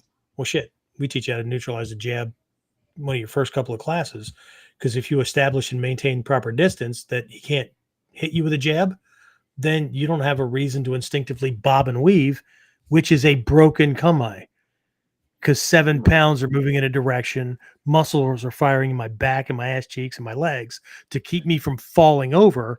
So, and that's the point. That's the point of a jab. It's the point of a ski, this classical straight shot that we have. It's not to inflict damage per se. It's to break the posture. It's to break the kamae and get this guy locked up so I can come in with this next thing. So anyway, there was a question I had earlier, or that based on something you said. How old were you when you started martial arts? Because I saw pictures of you when you were like extremely young, I think. Yeah, Was it? that Ooh, was oof. I started in '78, which would have been 12 years old, and I stayed there for 6 years. But I was also, you know, junior high, high school, so I went out for football season and stuff. sure, So sure, really, sure, there was a lot of time that was off, and sure. at that time, you studied it, but you're also doing other things. Yeah. Okay. Um, I I I I I must I, be I I must stayed be an with it. oddity then, because the only break I had was when my abusive stepfather threatened me with even more physical damage if I kept going to those damn karate classes, because it was a threat. You know what I mean? Yeah. Yeah. I mean, not that I would have No, threatened him or I whatever, but it would have, you know, um, it would have it actually came. tipped the balance of powers. I showed interest in it. I got my butt whipped, plain and simple, and I started. I come home with a book. It's like I'm going to learn this. I'm going to learn how to do this because I was not a very big person, Sure. as you've seen from those pictures. Um, so I started doing it. My father seen it, and he said, "Put me in it." And after I got going so well with it, we trickled in my two brothers, Cool. and we stayed You in guys it and became your own stuff. training And partners. yeah, yeah, and also our own worst enemies because there was times when we would get in a fight and stuff. And I was the oldest and had a little bit more knowledge and quicker, except for the youngest brother. The youngest brother would have been the best of the three of us, where my younger brother was he brute strength, just brute strength. Uh, Sure. but that ended up being our own worst enemy if we got into a fight or something because we'd get in a lot of trouble. Sure. But Sure. from there, and then like I said, I went in the Marines, and even one of my drill instructors, when he found out somebody kind of let him somebody know when it come time to do something.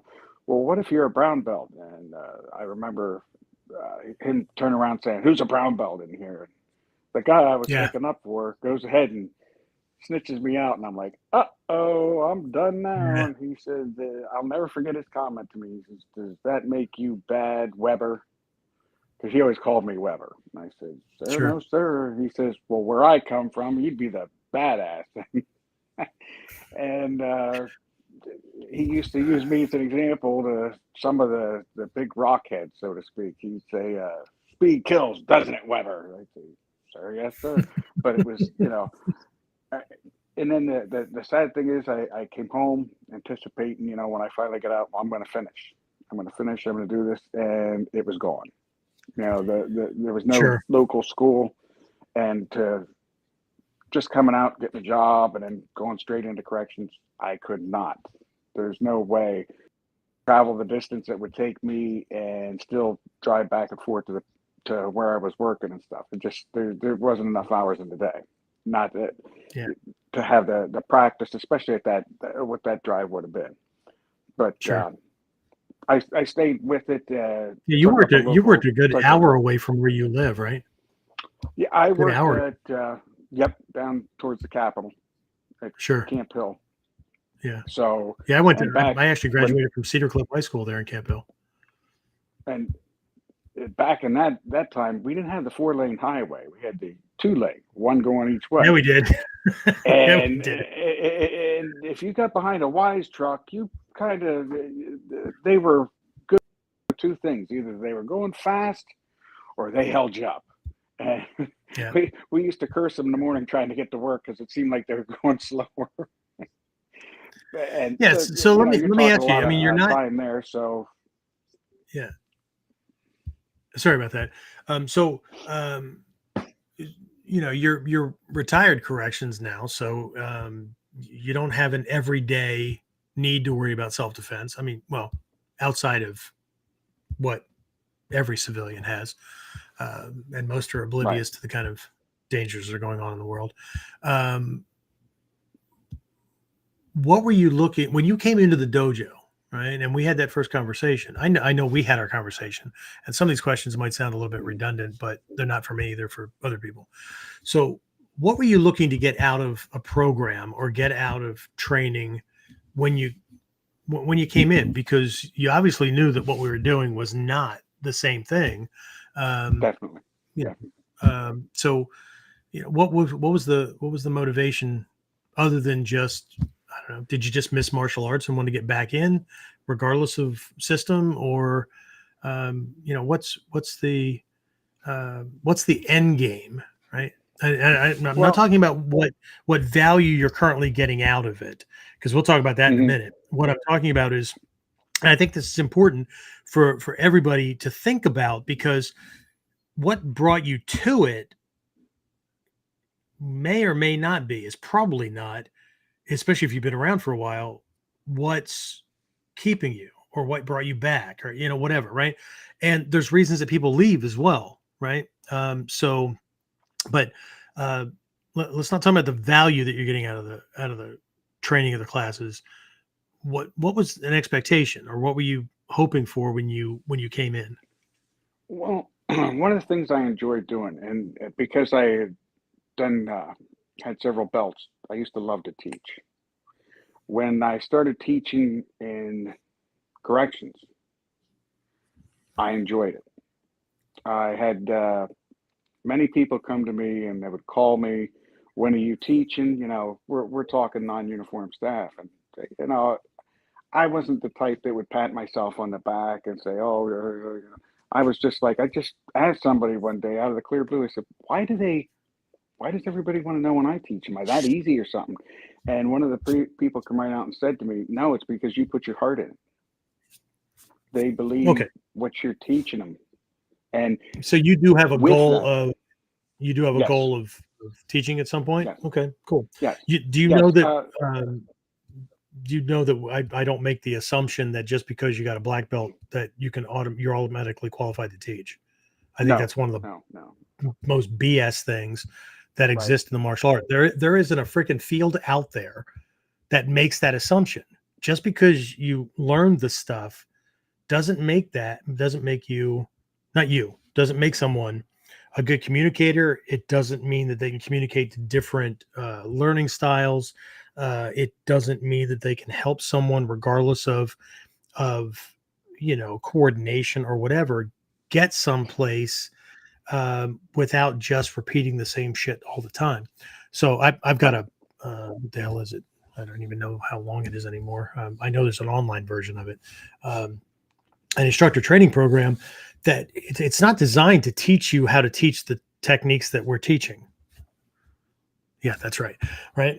It's designed to help you, um, you know, uh, be a better communicator, and how to pre-frame or reframe somebody who might have an opinion or no opinion at all about a technique that uh, that they might be concerned about.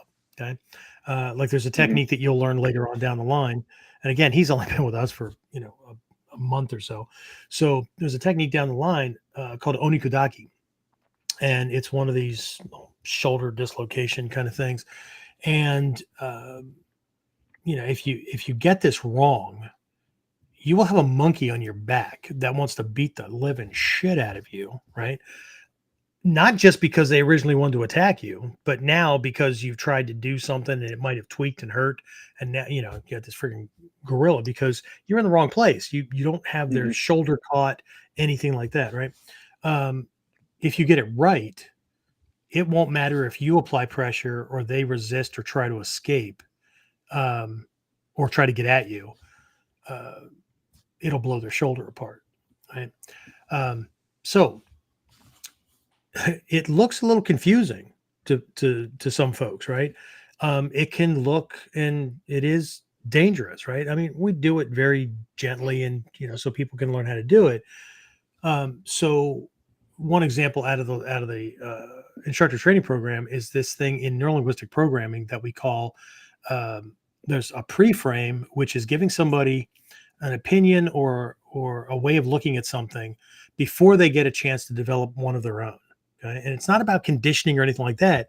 What this is designed to do is keep someone's natural defense mechanisms from popping up that would normally inhibit them from like actually trying something, or their self perceptions or whatever about the difficulty of something, or whether they can do it, or how uncoordinated that, that kind of thing. So if somebody doesn't already have an opinion about it, right, they never learned this technique before, they've never even seen it, it's a pre-frame. But for those who have and have already established an opinion about it, especially if they're, sometimes they get it, sometimes they don't, or every time I try it, I just not, whatever, right? So they have an opinion, right? Now the people that already get it and they're doing fine, great, right? They don't need this, but it's not for them. So if they already have an opinion about it, especially negatively, then what I want to do is reframe them so that I can help drop some of those things that will get in the way. And this is a really important piece because, and this is one of the first lessons that people in that program get, right? It's called an accelerated instructor training program, AITP. Is that every class that we teach, right, as a professional instructor, and I mean, if you're getting paid for classes, that's professional, right? I don't care if it's full-time, part-time, half-time, uptime, whatever. Every time I teach a class, I know in my heart that every student is either one step closer to their black belt or next level of black belt, or one step closer to the door. And before I ever blame anybody else for being lackadaisical, not as committed as me, whatever, I have to recognize that part of their decision for staying or leaving is based on value and whether they are getting what they came or joined to get. Because if people are getting what they signed up to get, and they're seeing real value and progress on a regular basis, really bad shit can happen in their lives, and they may have to take off a class or a week or whatever, but they're not going to quit. Or if they do, like major job change, had to move across the country, whatever, and life just radically got in the way, every freaking day they're remembering those classes and getting back and all that. So but a way that I might describe that technique is just admit up front, this technique can be rather challenging. This is why we put it in the intermediate stages, not the beginning stages. I know in some places, right, because it's a part of this official list, right, of foundational techniques. Well, that doesn't mean it all has to be taught up front, right? And the way that the scrolls are laid out, very different than the way we need to approach it today. But either way, right, this can be rather challenging, right? And we want to be careful with it because it's a shoulder dislocation, right? There's a way to place the upper arm bone, the humerus, into that AC joint so it jams up. And the way it gets manipulated, it literally levers the head of the humerus through these two bands right here that rip the bands. And then the arm is not attached, right? So, we want to be careful, right? And it is challenging to understand. But what we're going to do is we're going to take this step by step so that you can understand the mechanics. You make sure you're in the right place, you're placing it in the right place. And we're going to make sure that you understand things correctly so that, one, you're not confused, and two, you're not going to accidentally hurt your training partner. Okay. Now, later on, when your ukemi gets better, your partner's ukemi gets better, that kind of thing. Yeah. Then we're going to introduce flow. We're going to introduce catching it. We're going to, you're going to catch it, and then they're going to throw, a follow-up and all that. And, you're going to adjust to that, but they're going to be able to adapt, whatever. But so we're going to start this off, and we might only get into the first piece or two of it during this class. Okay. But I promise, if you stick with this and you you learn how and why it works, then you're going to get this. And when you get it, right? I'm not telling you that nobody will ever be able to get out of it, because we have escapes from it. But when you really get this, right, it's not going to matter if you apply pressure or they apply pressure. It's not going to go well for them. Okay. And, so it's a way to kind of lead them in. So it doesn't matter if the class that I have going on at that time has people in it that are new to the technique or that have been around for a while and are struggling with it. I just addressed it in a way that will pre-frame those who need it and reframe those who, and again, it's not just jumping in and, I can do it, so why can't you do it? Or look how easy this is. I mean, because there's so much that's invisible in martial arts training, right? Nobody can see beyond the skin, which is why Hatsumi Sensei, several of my other teachers, and I tell you guys, right? Best ninja training manual on the market is a Gray's Anatomy or a pictorial anatomy book, because until you can see what's on the other side of the skin, you can only theorize about what makes a technique work. Anyway, so quick change here, right?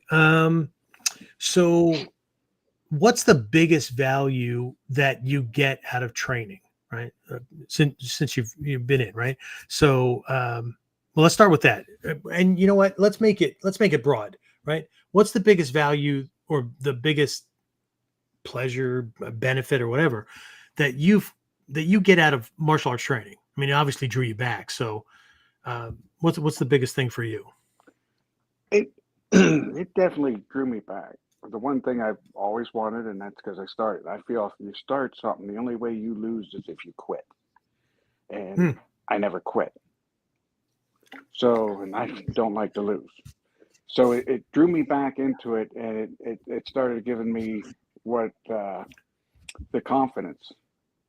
You can accomplish this, things of that nature. It got me to the fact, and I've got soon to be two little granddaughters coming up, actually three, and I want to make sure that they know how to take care of themselves.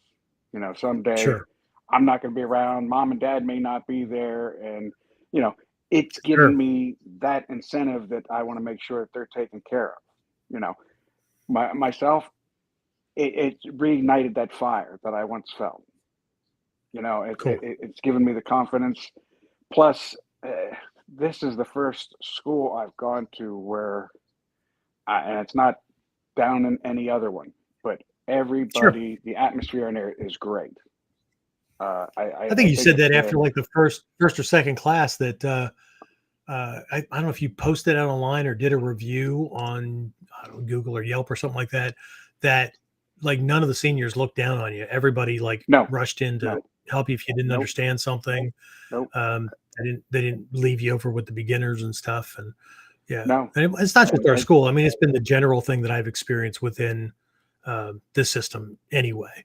But I mean, yeah, as a white belt, and then I know when I was in the other schools, and I might have been guilty of it myself. When you see somebody come in and you hear that they have training in something else, you think to yourself, oh well, they might think they're better or whatever. And I never got that feeling one time. I still don't. Anything that they're and myself, since I joined Shinobi Kai, the fact of me being a white belt when I was showing up at some of them classes and stuff, they'd be, I never got the feeling of anybody looking and saying, "What is he doing here?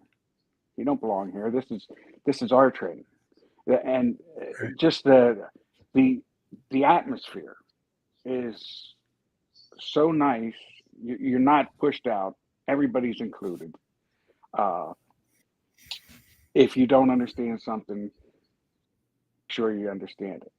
Before you leave that night, you're going to know that technique. You're going to know it, and it's up to you to follow through and practice it with stuff. And I can't say enough. And I know you were there. Well, you were doing it the twice that I can think of right off the top of my head, where I seen things escape attempt. Well, not an attempt. It actually worked. from stuff that I know that I had applied in previous martial arts, and I didn't know there was an escape to it. And I stood there, Mm, and my eyebrows went like this, and I went, "Wait a minute! I've never seen this yeah. before." And And that now, belief that once you have it, you have it. yeah, It's inescapable. that's it. You've got them. Yeah. And Yeah. the thing was, uh, I was right on the edge of black belt, and we used those things. We Right. did those things, and I had never seen anything like that. The escape, and I remember being stunned. I went, "Wait a minute! I've never seen this before. How in the Yeah. damn hell is that being done? How is it that I've never seen that?" Yeah. You were in a And class one night where I had a couple of 10 or 11-year-olds, and they were working on rolling out of wrist reversals. And I think I that asked was it you, exactly. do you know how to do these reversals and whatever? And you did. So I just, told them, look, he's going to turn your hand over. He's going to step. And I had to fix a couple of things for them so they didn't roll on the wrong shoulder and, help blow their shoulder out. But yeah, that was one of your big aha moments, was it? Like, or That was it? that was to me, that was a huge aha moment because I was like, I've never seen anybody, and I think I brought that up later the night at the end, that I've never seen that done before. I never gave it a thought that you could get out of it that way. And another one was just a little nerve right by the thumb. All the Mm, uh, vulnerability points, as we know them as then, pressure points, and I did not know that that one was there. And I went all this time, and that's the first time I knew that that one was there. mhm. So many different things, and it really got me to the point. Well, it's like I'm starting to feel like Norm from Cheers every time the door opens up and I walk. You know, Wow. because it's like, show me next. What's next? Oh, yeah, yeah, yeah. Yeah, Give me another surprise. You know? yeah, yeah. Cool. So normally I ask students, but I already know the answer to this because you're a corrections officer. Have you ever needed it for self-defense? Oh yeah, Um, oh yeah. yeah, yeah. So I, uh, give everybody an instance where you had to use it and you didn't have the team as a backup. Because often in law enforcement, corrections and stuff like that, there's always a backup. But yeah, have you ever had to use it where it was just just either that me or one on you one. had to hold things down until they got there and then they helped, immobilize them so you could cuff them or whatever. But what was the I'd situation say like where you had? one time I can think of right off the top of my head was a fight, which you're never supposed to engage until more people arrive. Sure. One other person had arrived. I grabbed the one and immediately put him right on the floor and had him restrained. Another one was I was speaking with an inmate that got a little unruly, and it was up to me one on one because nobody was right there with me, so to speak. Nobody was standing beside me, and I basically had to, in a polite way, put them down and restrain them. And it Okay. was So are these ones where uh, you took control of the situation, or because when I say self-defense, I mean like stuff's coming at you, you have to neutralize that to gain control and then go from there.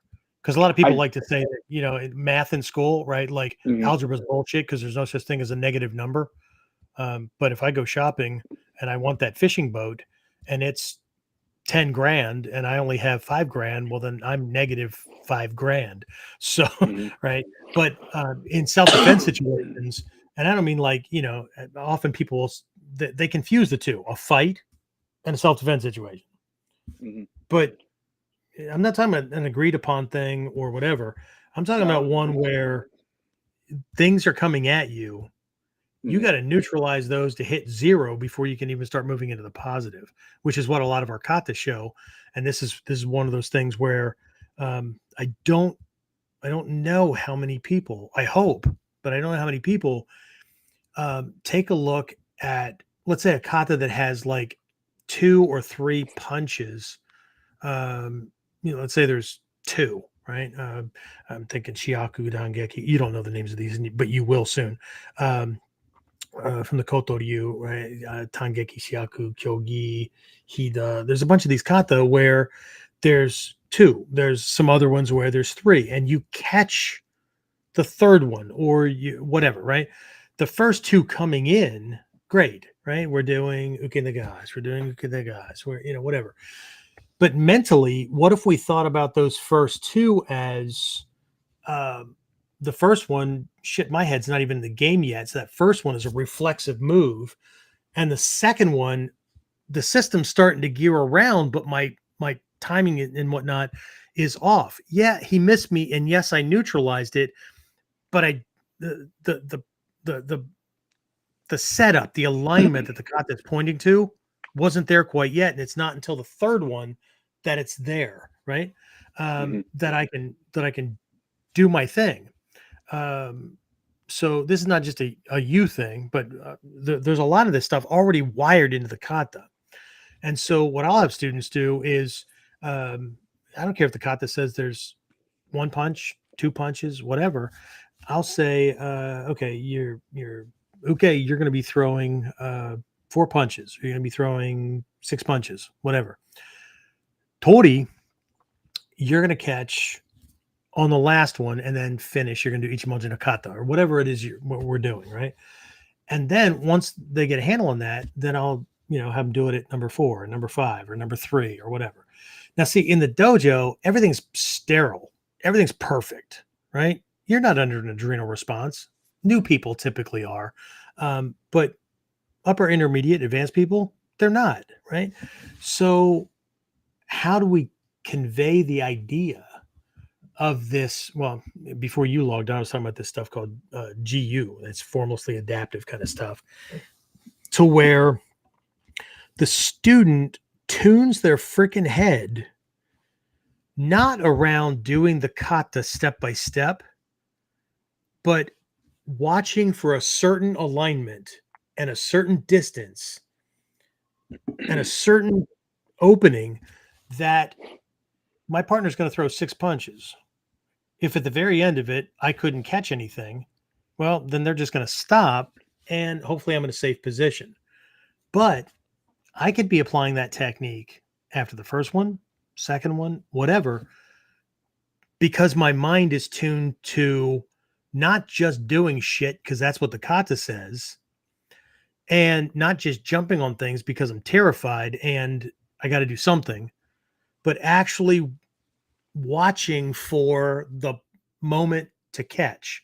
There's an alignment, there's, this kind of thing. And for upper level people, I'm going to have them I'm going to have them dealing with an attacker who's throwing hook punches and stuff so that they move at the right time and the right angle. Nope, it's not 30 degrees, not 45 degrees. It's based on the incoming line of that attack, so that when the punch gets where it's going, the arm is straight, just like it is in the classical models, right? That's skill proficiency, right? So what I'm talking about is, have you ever had to use it where the inmate that you're dealing with, like, literally threw something, or and maybe it wasn't the inmate, maybe it was, when you were a kid, maybe it was when you were, in the Marines, other than that DI deciding that. Definitely, I had used it several times when I was younger, and you were small like I was. I mean, I was, when I guy. left boot camp, I weighed 145 pounds, and before that, I was, I think they were thinking that they might have to put rocks in my pockets to get me into boot camp, because I always was smaller, especially than my younger brother, and so because of that, I weight trained a little bit. But when I went into karate, my legs had, and we had this discussion. You don't need leg days anymore. That's for sure. That's for sure. Everybody learns that very quickly. And I didn't remember that from doing it before, but I was always questioned. if you never worked legs, how did your legs get to look like that? And I said, well, I was in martial arts and stuff. And, at that time, I never really thought about it. Now that I'm where I'm at nowadays and doing it, I'm like, oh, there's no reason to even do leg days anymore. Yeah. But Yeah. there Now was stretching, several times. stretching your legs, really important. Stretching, yeah. Stretching, definitely. But there were several different times where it happened. I know of one time, and that was one of the things that is so nice about doing this. We're not stopping. You were Oh, you taught mean the pulling of the control. punch thing? Yeah. Yes. Yeah. Because I actually was in a fight one time, and what you practice is what you do in real life. People argue that all the time, but and what you put in the is thing exactly was, what's going to come out. and I ended up getting punched right in the mouth because I blocked the punch and come up and just got close enough and stopped. It was that stop right there moment. And I ended up getting another one right in the lip because if I'd have followed through with what I was supposed to do and made contact, show's over. It would have Sure. been done. But that was, and with this, as I've as I've had to show myself, don't go hide, go straight at them. And I'm like, oh, what if I hit them? Well, if I hit them, it's their fault, not my fault. Yeah. And And that's that's the idea. that's different from any of the classes I ever took. And you know what? And we can do that It's and still not be a fight club. right, and it's more beneficial Hmm. because who wants to do this and then still take it? Nobody wants to get hit, but because of that No, mistake but that I I think made, everybody should get hit at least. but Was it but Muhammad because Ali of that said everybody should get punched in the mouth at least once? Right? Because uh, one, you're gonna find that it's not what you thought it was, right, right? Unless you're just triggered, whatever, right? As a matter of fact, I remember long time ago, right? And we had started our my my my dojo started as a training group in my backyard, and we did things inside it, like local YMCA's I could arrange things for or with or whatever. But we had finally opened a group, and we did an open house, and other instructors stopped in and whatever, and they saw the way we trained, and we don't have solo kata training and then self-defense training, portion of class, which is pretty much where they grab you and you do your wrist reversals and stuff, and then sparring. Now we did some that one step stuff earlier in class, right? But what I mean is we don't have three separate ways to do things where they all look different. Kata look one way, self-defense moves look a different way, and sparring looks a different way, right? So anyway, we're doing this stuff, and we did a couple of demos at malls and whatnot. And I'm driving by this one school one day, local school, it's a Taekwondo school, and their selling point on those big lit up signs where you can slide the plastic letters into and whatnot. mm-hmm. It wasn't even an offer or a benefit about how they could help somebody learn whatever. And that's a whole other pet peeve for me, where people are really good at martial arts, but when it comes to promoting their dojo, they just fall on their face, right? They can't understand why I don't get people in, because they keep throwing around a whole bunch of Japanese words that nobody can pronounce. And so they're going to be embarrassed if they come in and screw it up. They tell everything about themselves or their art or their grandmaster's art or whatever, and not what the person will get out of the training. And I don't mean you're going to learn all these cool techniques from 900-year-old, We need to understand that people are looking for a solution to a problem, which could be confidence, which could be a fear of being attacked, whatever, right? And we have to speak to it. We have to speak their listen. Once they join the group, they're going to learn all these details. But if that's the lead, well, shit, right? But anyway, I go driving by and I had to do a double take. And sure enough, on their sign, it said, you can learn self-defense without getting hit. Okay.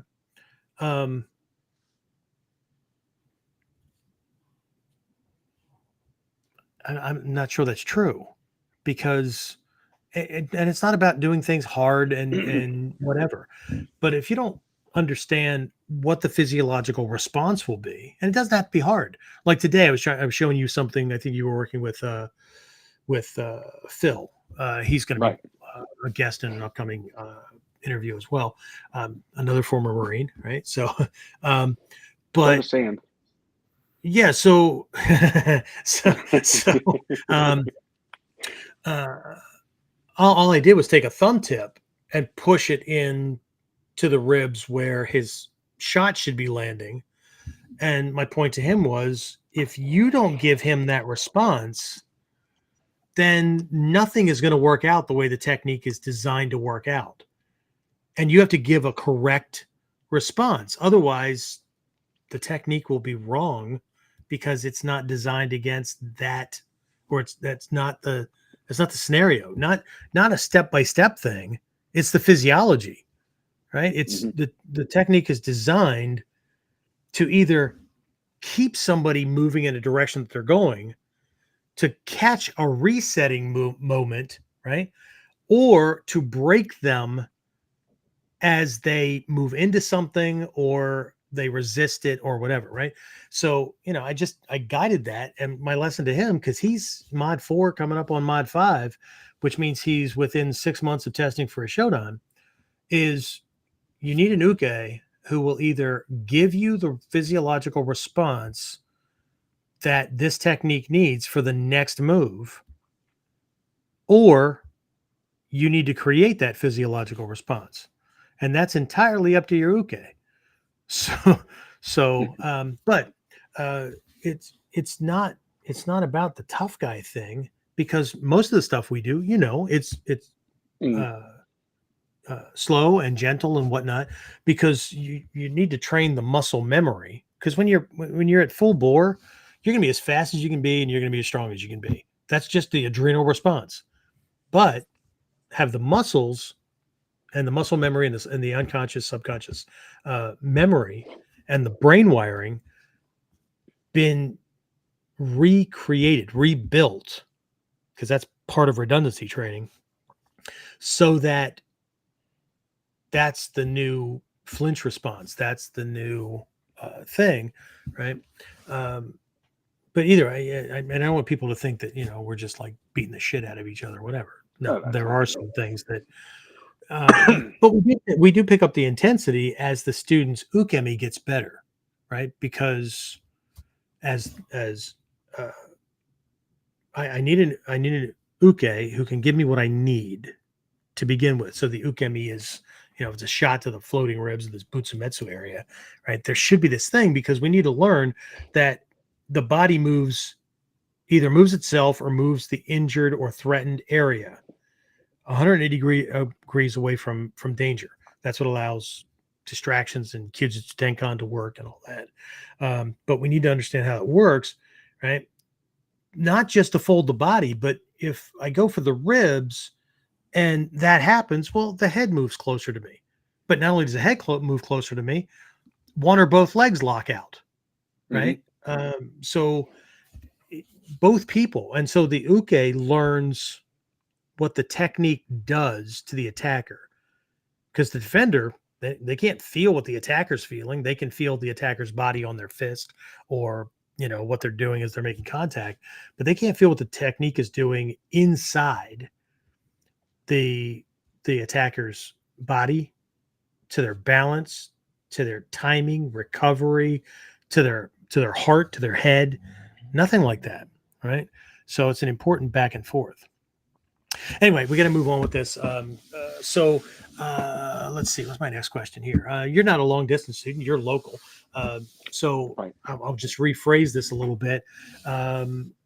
Just as a student in general, right? I mean, everybody has. I mean, I know you're retired and all that, but you're still working full time, because I think you told me about your granddaughter and all that kind of stuff. But you're also like primary transportation and part caregiver for mom and stuff, right? I mean, you got to get her to doctor's appointments. Your days are full. Your days are full. them it's not. I'm not going to say it's every day. It's you know, they're both disabled. I do help them with quite a bit of things. Yeah. But Luckily, my she's point is, recovered from. yeah, Go ahead. what are some of the hurdles or problems that you have with, being consistent with you know, keeping up with this? Is there anything that gets in the way or um, could threaten to get in the way uh, based on, where you are now? You know, and you know, basically what it would be is I try and have them work everything around so that um, I'm not going to miss. You know, unless it's something that's completely, you know, uh, well, this is the only time we could get this appointment, or well, we Sure. have to be here, something like that. Otherwise, everything's tried to get around my Yeah. schedule, since And I'm that's the one that. and yeah, and that leads into the next thing, which is, what have you done or continue to do to overcome those obstacles? I think often folks get stuck on the things, and not that some things aren't fixed, but uh, I don't know. I don't know how much control some folks believe that they have, over their life. Like, well, my mom's appointments are here. My mom, whatever. I mean, I help my mom get to doctor's appointments as well. She's coming up on 84. So Mhm. I get it. Right. Um, but I have a say in when her doctor's appointments are. Right. Right, Because there's right, certain, there's people pay for classes. I've got, these businesses and things like that. And it's not that, it's not that I can't make some adjustments around those, because I've got black belts at the school that can help fill in. I've got, um, but at the same time, I've got blackout areas as well. So, I'm always, when I take her, she doesn't come out to the car and go, my next appointment is, I'm in there. And, since she's coming up mhm, on 84 and has lots of time, she can do a doctor's appointment pretty much anytime, other than early morning, because she's not getting up that early. But they default to me. What's your schedule like? What works best? right. That kind of thing. And That's then it's the same thing, right? You make it work that's around. basically Uh, what happens there, because they know how committed I am to this. So it's, let's work around. You know, we'll do right. it, because there's been several times where it was like, well, I've got a class. Well, one's tomorrow. That something was coming up, and I said, I've got a class at 10 o'clock. Okay, Sure. then we'll do this.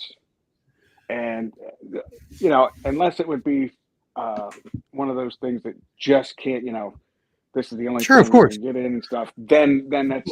But with everything, even my wife, she sees that how the commitment's there, and we'll reschedule things to go around that as much as possible. That So also far, it's been points great. to that also points to you creating.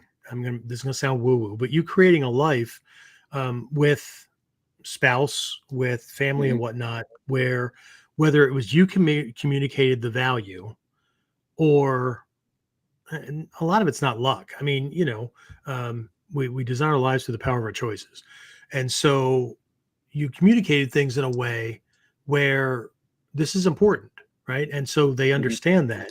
Um, I think that, and based on prior experience, right? There's been very few times that I can't, or I've not been able to uh, get people to see that. Look, even if you don't understand it, this is important, as important to me as that thing that you do over there is to you.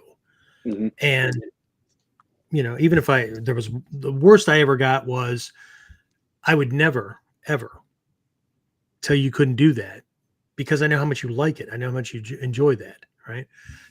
I'm just asking for the same courtesy. I'm not asking for you to understand it. I'm Hmm. not asking for you to do it. Right. And I'm always going to be trying to create balance. Right. That's a big Shiraishi Sensei kind of thing. What does he say? Good balance. Right. good actions do, good situation make, right? That's broken Japanese, but it's about creating that thing so that folks understand, rather than, and again, I get it. People come to a point in their life where they want to do something like this, and they realize that karmically might not have made great choices, because they're now in a position where their spouse or some other family member or their friends or whatever are more like authority figures, or they're more like mom or dad, because I have to ask for permission to do it. Yeah. Do you have to ask for permission to do it, or do you have to look at scheduling and see how this can be worked in, right? Because if you have to ask permission, but the other one never has to ask permission from you, I have, maybe I'm weird, but maybe I created a situation, because I didn't tell my wife she had to be a certain way. When we met, she heard the same thing that other people before her heard. These are non-negotiable things. There's like half a dozen of them, and they include things like having access to my teachers, being authentically me, right? Being in a mutually beneficial relationship, right? And that goes for not only our marriage, but friendships, business partnerships, whatever. Mm-hmm. It's not like I have to have a big house. I have to have a car, whatever. No. So there's like half a dozen things, and the rest of life is negotiable. The rest of life is, we'll work it out. Right. And so I literally had people in the dating scene between my last marriage and this one, where I laid these things out, and they said, no, that's not okay with me. Which part? All of it. Wait, training, having access to my teachers, people who help me be better versions of myself, being in a mutually beneficial relationship, right? Equal. Wait, what? Right. But leading with that allowed me to say, thank you, but no thank you, right? Save us both a whole bunch of hardship, right, down the line or whatever. And when I told my wife, we were seeing each other and stuff, and she's like, wow, I've never had anybody that actually like knew what they wanted. And I said, okay, well, I mean, that's fair, but I need to add a piece to this, and that is, I'm not looking for someone who will change themselves to be. There's a match, right? Mm-hmm. Same thing when she asked me, what kind of woman am I looking for, right? I mean, I had lots of, I don't want that again, kind of things, but just kind of, I wanted somebody who was intelligent, that I could have great conversations with, but also had a good sense of humor and all that, like could cook and clean the hat. None of those things ever came up. But when I laid those things out, she said, well, good luck with that. Anyway, but I said, this would be a good match for me. I don't want to be like, I'm not telling anybody they need to conform. What I'm looking for is it was my match, right? And just like I want to bring value and be the kind of person they're looking for, without having to surrender my authentic self, just like with them, right? And so people often look at our relationship and wonder how the hell I did that. Because I was honest, because I wasn't looking for somebody, because somebody's better than nobody at all, kind of thing. You know what I mean?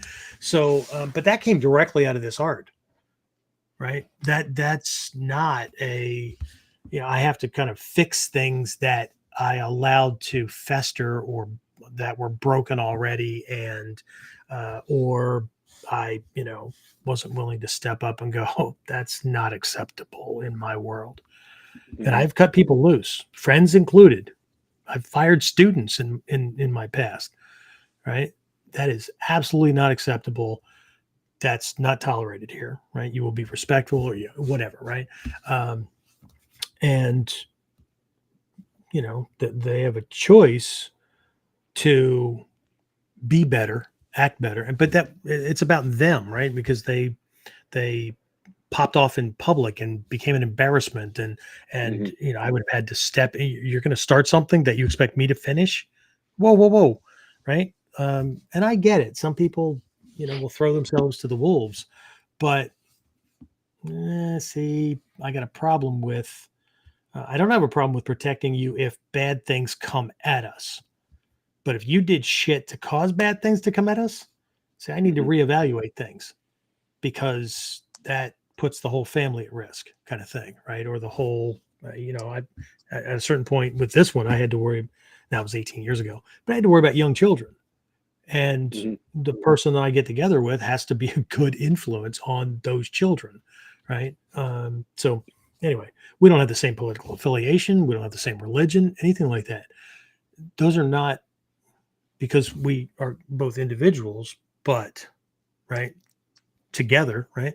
And so same ideas with, you know, raising kids and all that kind of stuff. So anyway, but my point with this is that I think that people often they think that the current situation is what it is, or they've put themselves in a position where they fear. And I've had people tell me this: oh, I can't bring that up, man. She'll, you know, she'll divorce me, she'll beat me, dude, holy crap, right? You want to get involved in something where you can be the hero and protect yourself and others against somebody in a murderous rage, but the person you're connected to throws a fucking hissy fit and screams and rants and threatens to take half your shit. And see, I get that. I get people's values and all that. I get it, right? But wait a minute. Like, are you allowed to like do the same kind of yelling and screaming at them and threaten to take half their shit when they don't comply? Oh no, of course not. Then you don't have a mutually beneficial relationship. No. It's not the same, right? So you don't yell at me and treat me like a dog. I don't do that to you, right? That's mutually that kind of anyway. So that's why I consider myself lucky in that they know how much this means to me, how committed I am. Of course. And the one thing I said to him, I said, and this is not being overconfident or anything like that. I said, though, when this is all said and done, when the time comes and I test for my black belt, I want you there. And, you know, like I said, it's not being overconfident, but that's what my goal is. So we'll see they'll be able to see. When somebody gets into the full-time program, and I think this is important. So this is my opinion. Okay. Anybody else who's teaching, you do you. Okay. But for my students, my concern is their development and their progress. It's not showing off. It's not about me when I'm on the floor. It's not about me when it comes to the dojo, right? My training and my training time is separate, right? I don't confuse teaching time with my training time, right? And so when it comes to like choosing people that are going to help teach and just teaching in general, right? I am absolutely student oriented, right? So one of the, and I tell people, hey, you kind of came in through the back door, and when you came in, you went into like directly into what we call our mastery leadership program, which is a Budo Taijutsu kind of thing, right? And then it took you? No, you were in the 6-week introductory program, weren't you? And then I believe that's what it was to start. 3 weeks in, you decided. Actually, it was. I think it was like this the second week, because I went to the second. I went to the first class. Yes, and after that, and then I spoke.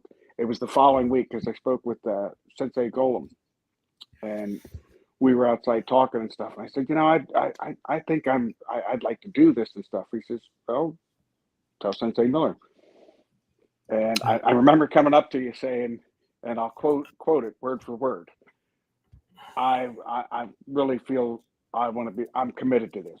And you looked at me and said, Hmm. okay, I know you're committed, but where? And I said, no, not like that. Really, I'm committing myself to this. Okay, but to where? Yeah. And Yeah.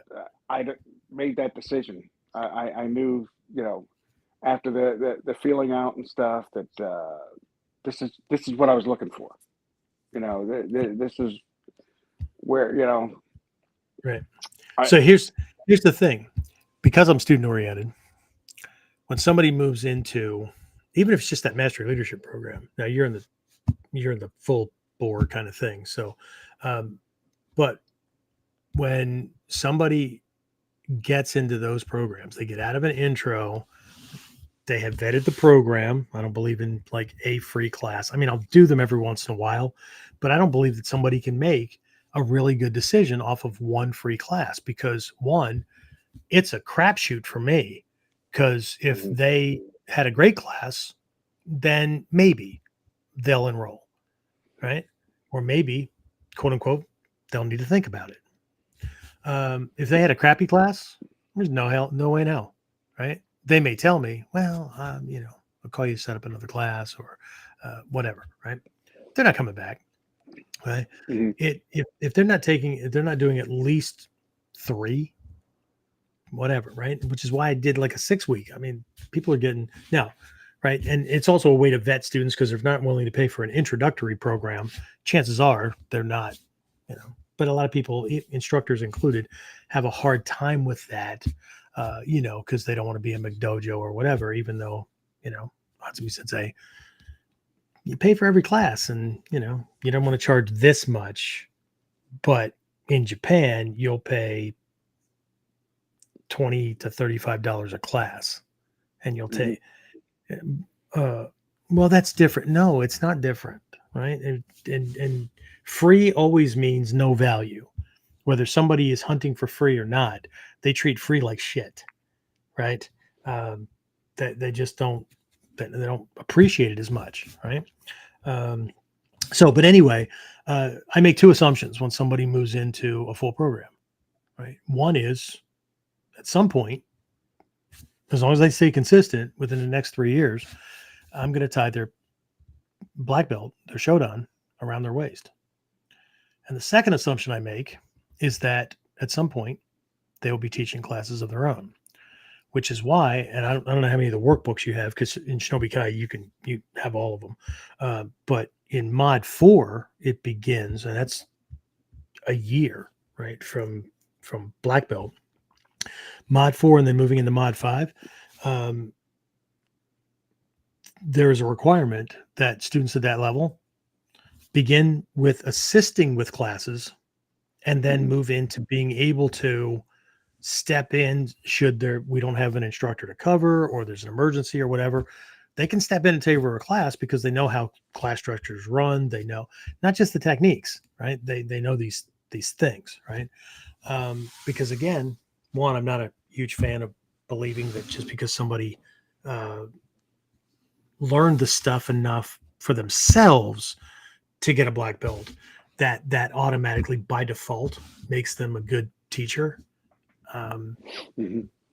anyway, but the 2 assumptions I do make is that I will be tying at least a first degree black belt around the person's waist, and 2, that they will be teaching, which means that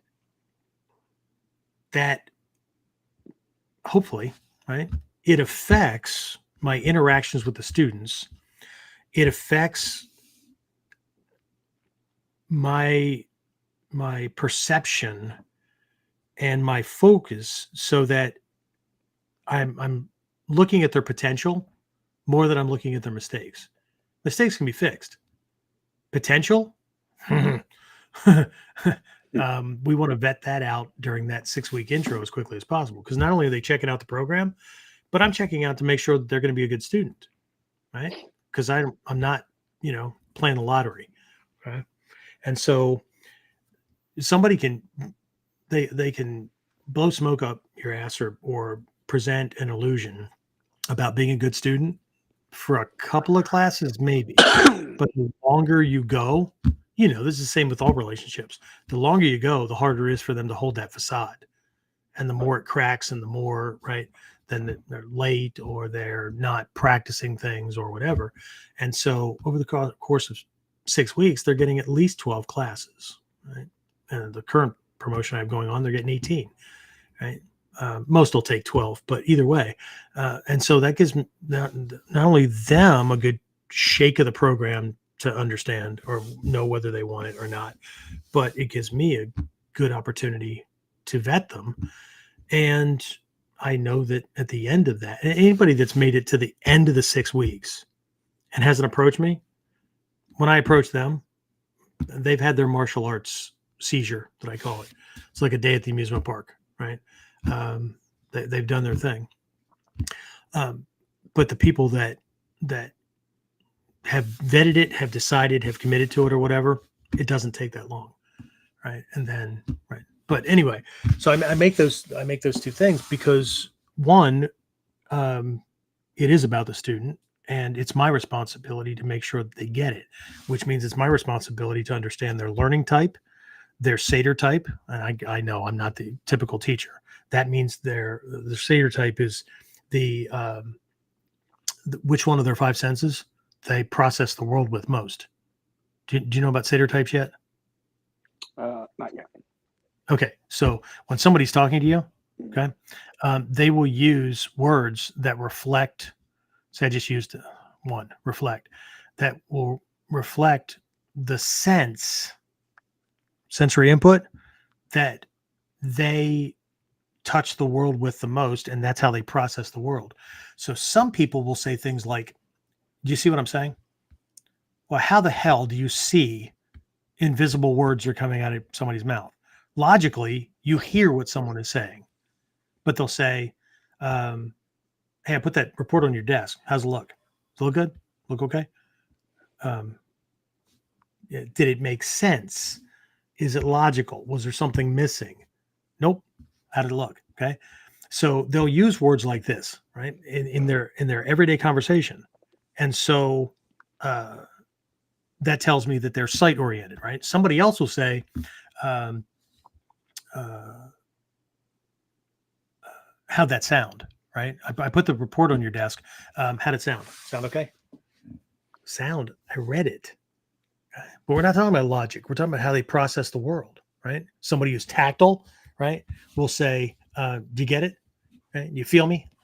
Those kind of things, right? And so if you understand that and you reflect that back, so part of Hatsumi Sensei's lesson about becoming zero, right? It's not about becoming nothing. It's about expanding so that you can adapt and adjust. So if I'm talking to somebody that has a sight Seder type, which is more in line with mine, but I tend to ride sight mind, right? Someone who's mind oriented, which is Japanese shita, will speak in third person or use neutral words like one shouldn't push their luck, or one could find themselves in deep shit. One. Okay, what are we talking about? I know you're talking about me, right? So, but one, I mean, it's just very, very flat, right? So, then regardless, I don't need them to adapt. I don't need them to try to translate me. I teach a class in a very, I teach it in a very general way. But if you'll notice, not only do I teach from several different angles, because I know most students don't move, right? And so I need them to see around the technique, but I'll also explain the logic for those people. So people that are watching the demonstration of this, right? People that are tactile, once you guys go and train, I did it today with the thumb into your ribs, but have I ever come around and kind of moved your body parts into the right position so you could feel what your body was supposed to? Yeah. So for them, the demonstration's not going to do it all, right? For the auditory is a little bit different because that's where KUDEN and those kind of things come in. But for those 3 primary ones, I describe the logic and the rationale as to why it works, or the kind of the science very quickly. Of course, I'll do the demonstration, and then when they all go, to team up or whatnot. So it's my responsibility to know what their learning type is, because if I can speak their listen, I can describe it in a way that they will process way faster. Does that make sense?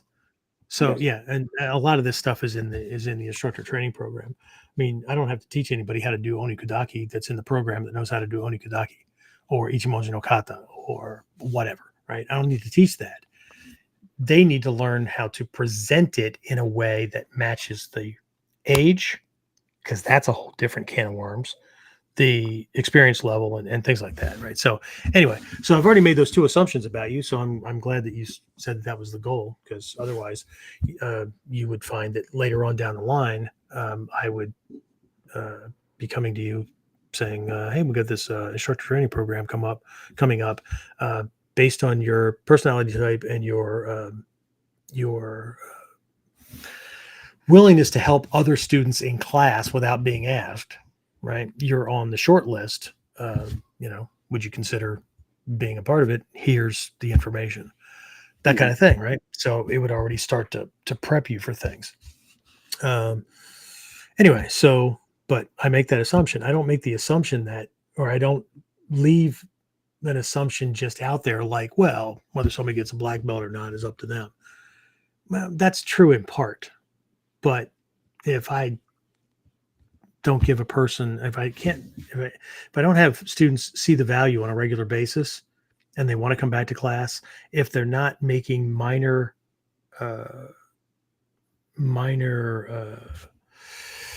wins, so to speak, right, in class and whatnot, and all that's being pointed out, or all the that's wrong, eventually it'll be like a teenager that's like, fuck it, I'm never going to get this, right?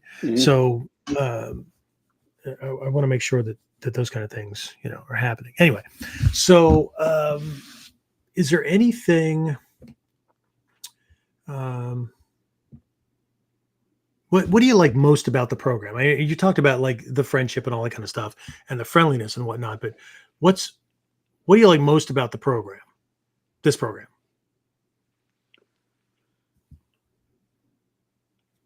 I see it more as the realism. Okay. And that these aren't one of those things, and we've discussed this before, where you're not going to show up and go to a tournament and win 6-7 trophies, because that's not what this is about. This is about situations, realizing what you're going to do. If something happens, what are you going to do? There's not going to be, you're either going to walk away, you're going to escape, or you're going to handle the situation right then and there, depending on what it is. It's more along the lines of you're looking at real life situations. I mean, several other places have done that, and not to take anything away from them, but it's actually the way that we train. We're have you ever heard me for a real thing. Right. Have you ever heard me say in class that this is not about style, this is about science? Yes. Or this is about strategy, right? Because this approach over here can look karate-like without being karate, or it can feel that way, right? Get them first kind of thing. This one over here can feel very, when I say jujitsu, I don't mean the ground fighting stuff, even though we have that stuff in there. It's not synthesized, it's there. But I mean, like you mentioned bringing books home from the library and stuff like that before, like Bruce Tangier's, he had books on like small circle and large circle jujitsu and stuff, where the traditional Japanese stuff.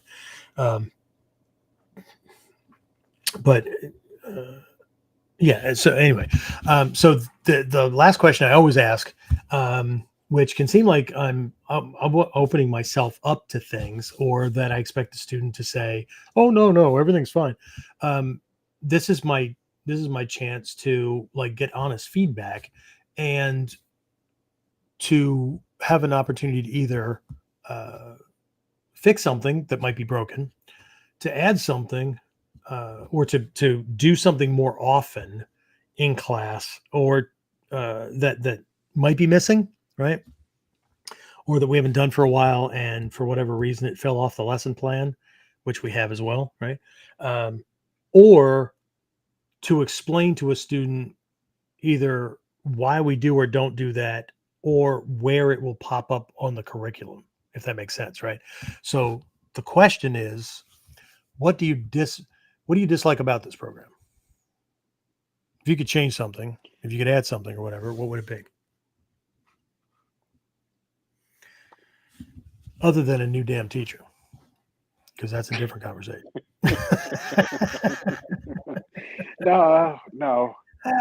I honestly, and this is not a kiss up move or anything like that. I have not seen anything that would change. I mean, I've seen things. I've done things that I never thought I'd do again. I mean, 58 years old. I never thought I'd be doing a backward roll again. I never thought I'd do a Surprise. forward roll again.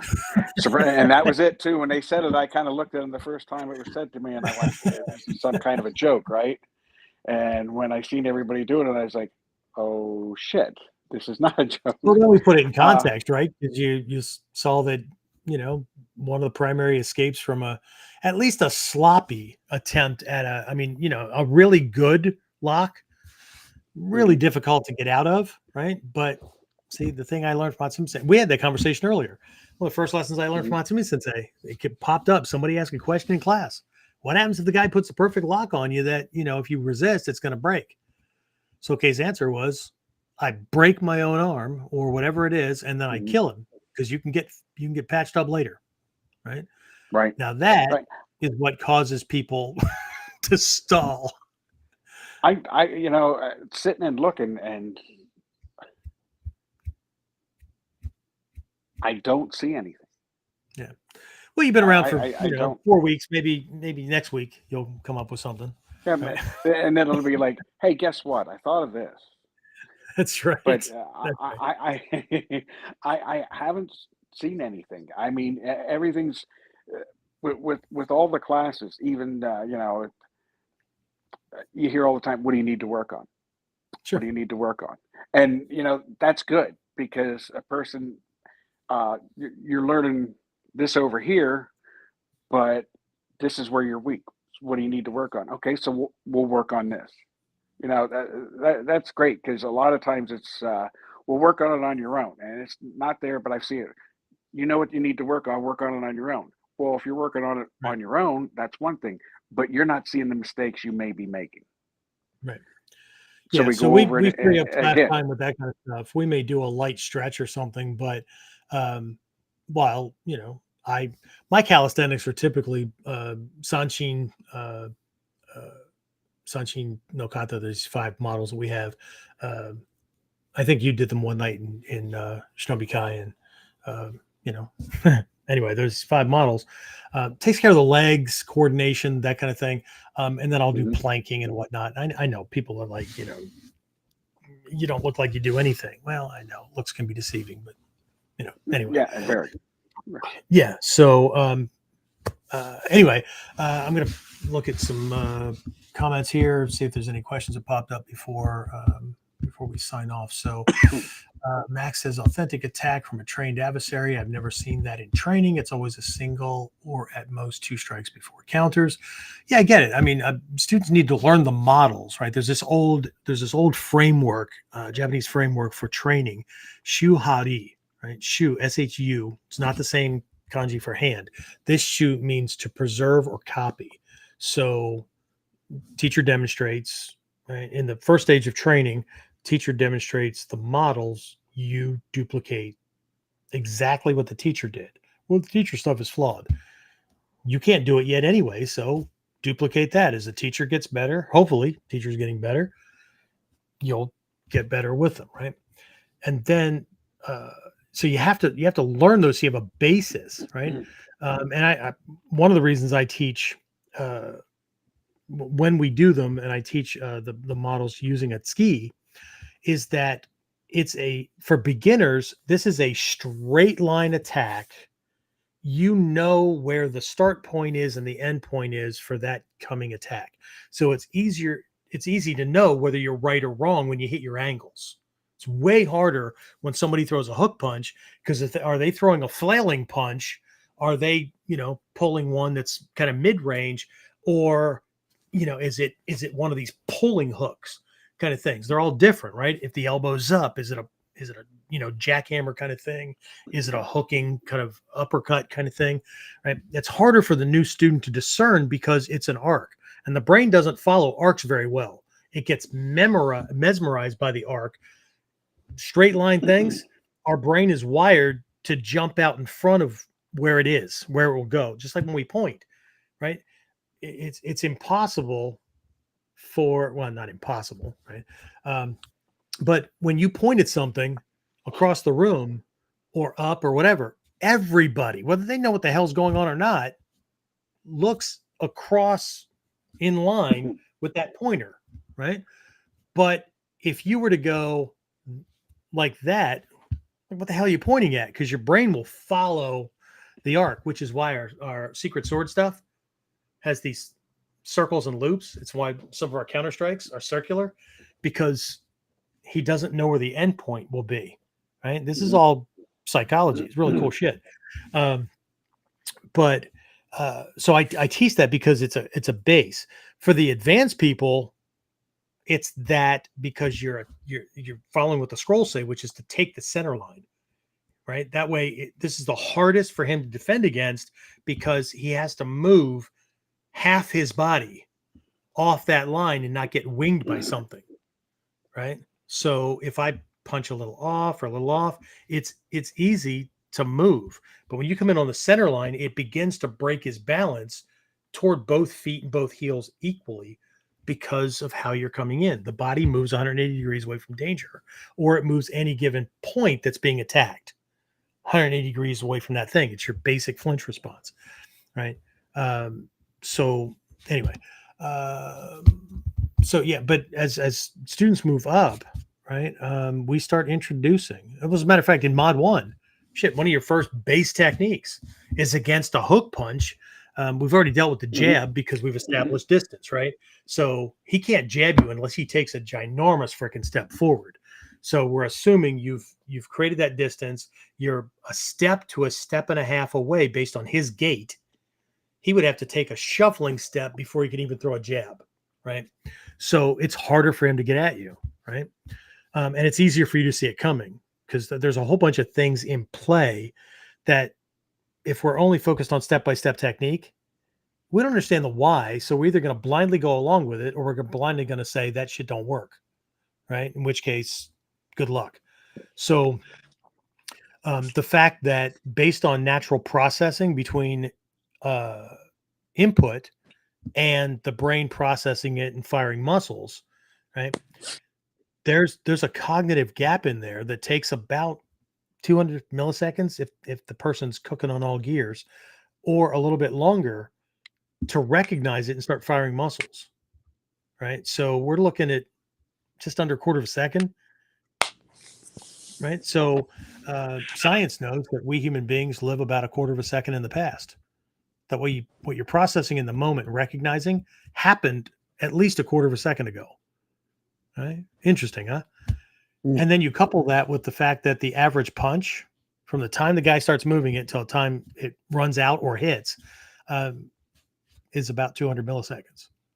So you cannot stand in jab range and not get jabbed, right? I mean, it's unless the guy has a huge tell, that's what's going to move it. So we establish distance, and then he comes in with that hook, and you learn how to deal with that kind of thing, right? So into Mod 2 is where we really focus on these straight line things and catching it and breaking balance and whatnot. So anyway, but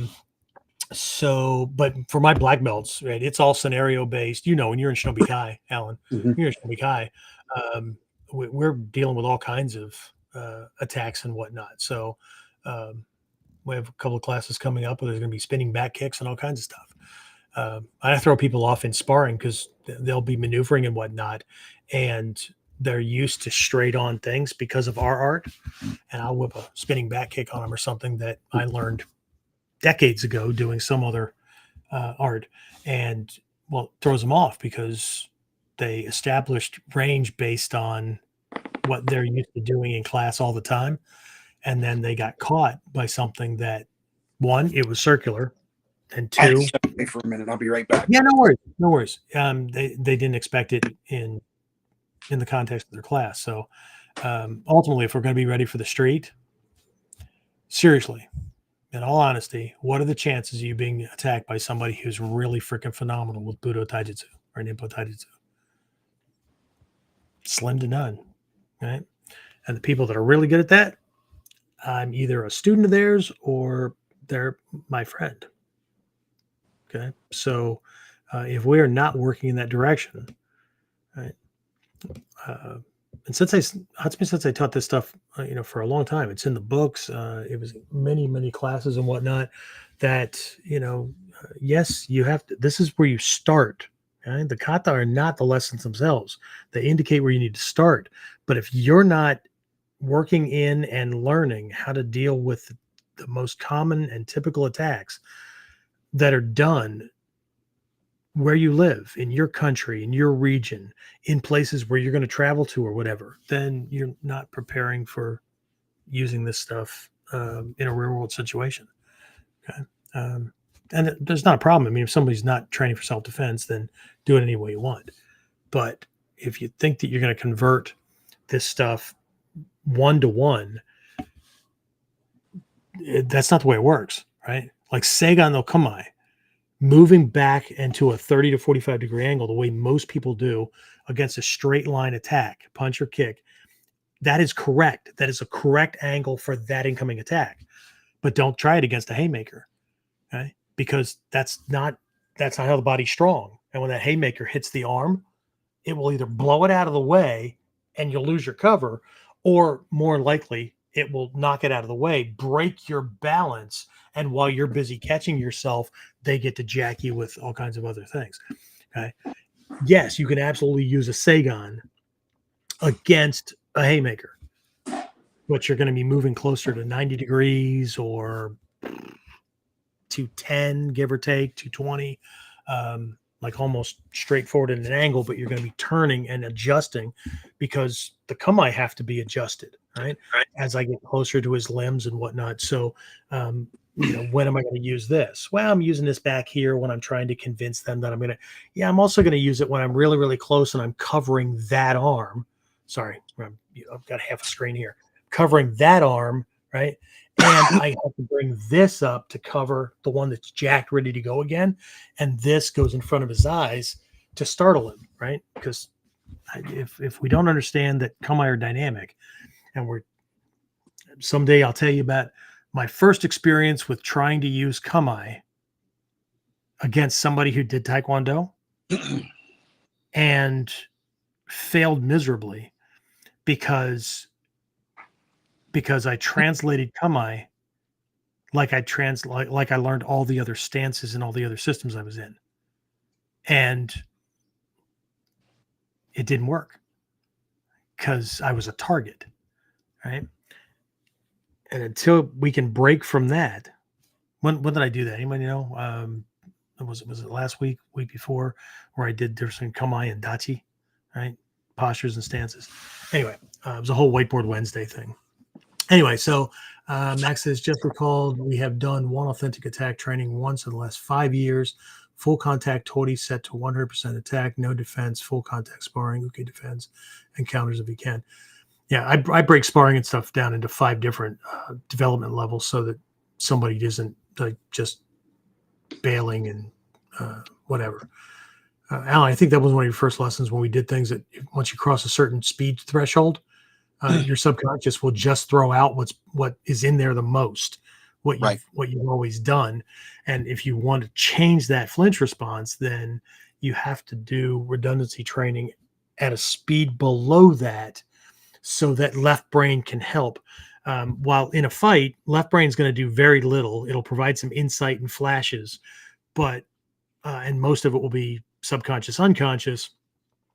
But in training, left brain controls the training paradigm so that you're actually getting in what you need to be getting in. because some people just like to go all Fight Club, or it's always Henka, or whatever, and that stuff serves its purpose.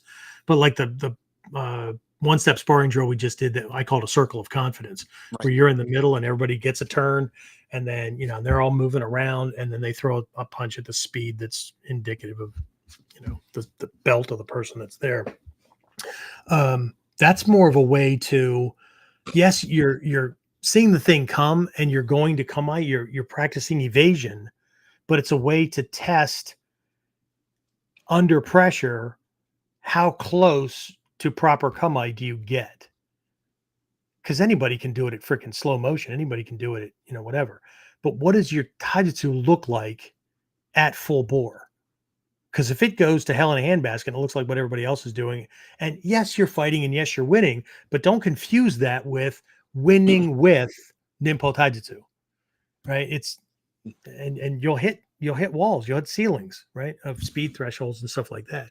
That you're gonna have to go back and look at, okay, what am I missing, right? Because there's something that either didn't get integrated in well enough, I didn't practice enough, or I thought we were using the leg this way, and like I'm all hip and knee, but my ankle's not adjusting right. And that's now, as the speed's going up, so's the tension. And then like I'm not getting fluid movement on the knees and stuff like that. So anyway, should be a progression to things and not just kata collecting. But hey, that's just my approach. So it was my teacher's approach too. So let's see. Dave Fletch says every attack should be authentic in intent when training. Yeah, it doesn't have to be fast or anything like that, right? And that's what he says. It doesn't have to be fast or full contact. It needs to be properly delivered with the intent to hit, slow but hard with proper mindset. Yeah, absolutely. Absolutely, right? Because one of the things that you should be integrating into your training is on a very foundational level. The uke, the attacker, is practicing attacking. It's what you're going to be doing in half the self-defense situation or half the fight, right? You're going to be throwing something at him. And so this is your chance to train with that. But either a lot of uke aren't taught this, or they just don't do it, which is they don't even think they're training. It's his turn to do the technique. I'm just punching or kicking so he can do that. No, it's your turn to train to deliver things and to experience what that technique feels like on the inside. Uke, receiver of the technique, not one who gets ass whooped. Okay? It's not, right? Does that mean you're not getting thumped or what? No, of course not. But later on, when we're going to flip these techniques around and you're going to learn how to beat every single one of them, that there's a place where you can escape. There's a place where, even if it's landing, you can ride it off. Same thing with the joint locks and stuff like that. There's a certain point where if you move too soon and he knows he doesn't have you, he's just going to change technique and pop you with something else. There's a range where he knows he's entering for it, that you still have movement, that an escape is possible. And there is a point of no return, that if you apply resistance or try to escape from that point on, you will help him blow the joint or whatever. Okay. So these things, again, it's all part of skill progression and not a part of just, kata collecting and I get it. Right. Anyway. So, but you're intending, but the flip side of this is, when your partner is coming in with intent to land or to go through you or whatever, even at slow speeds for safety, right? And they're intending to land, there is a certain feel. There's no other way to describe this. There's a certain feel to that is not there when your partner is just extending the arm. I'll often ask students, what the hell is that? What do you mean? It's a punch. No, it isn't. You stuck your arm out and it stopped before you reached him, and the rest of your body didn't even move. That's not a punch. That's an extended arm. It looks different. It feels different. Even if it makes contact, it'll taste different, whatever, right? But and then the student, whether they know it or not, is intuitively learning to sense intention, because that helps discern what level of use of force is going to be necessary. Because somebody who's just frustrated and throwing something out, that doesn't feel the same. I mean, he means to tag you as well, but that's not the same as somebody that's coming in that they're going to drop you in a move or two, and that's their plan, right? There's a certain, and so when I'm describing what kind of uke we're talking about, what kind of attacker, it's the uke's job to properly simulate not just the attack, but that kind of, right? Even at slow speeds. Okay? When I was introduced to this art, Hatsumi Sensei's been an actor, Stephen Hayes, actor, stuntman, all that kind of stuff. A big part of the training in the early days was doing your techniques as defender and attacker in your role as though you were highly paid stunt people, convincing an audience that this was a real fight. Right? Even if you were training slowly. And without that, your head's not in the game, your heart's not in the game, your body's just going through physical movements. And that's a third of reality. Okay?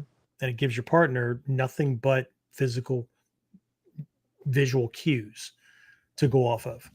Because I promise you, the timing and distance and angling and whatnot is going to be different between somebody who just coldly throws a fist and somebody who moves and same speed, but reaches and they're projecting in front, because in their head, they're visualizing their fist like Agent Smith in the movie The Matrix going through your freaking torso, and your heart's in their hand on the other side. Right? They're going to feel something very different.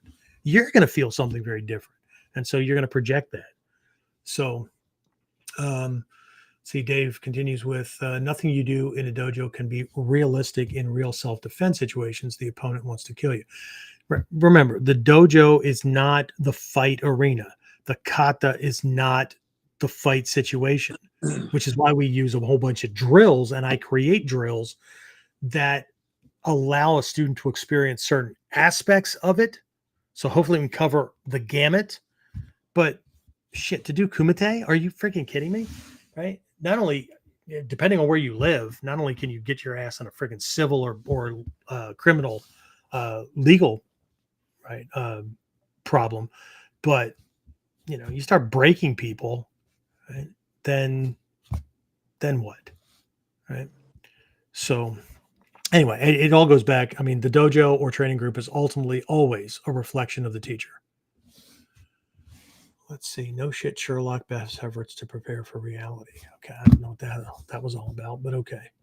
And I'll politely ask people to be respectful. It's the same with military training. None of the training even comes close to real combat. Otherwise, everyone would get PTSD before they even fought their first battle. Indeed, intent is the key. You are either training the mindset or not. I think it was done for psychological preparation for uke. Yeah, fair enough, man. Warrior spirit, correct attitude, the fight in the dog, not the dog in the fight. I believe the training had purpose. It's in frequency. Might be a risk versus reward. Yeah, fair enough, man. I'm wondering how much sanshin is done in their training. I'm not sure whose training we're talking about. Ours, I don't know. Every fourth or fifth. I mean, students should be doing the sanshin or the models they know, because we introduce them at different levels, because people need significant time to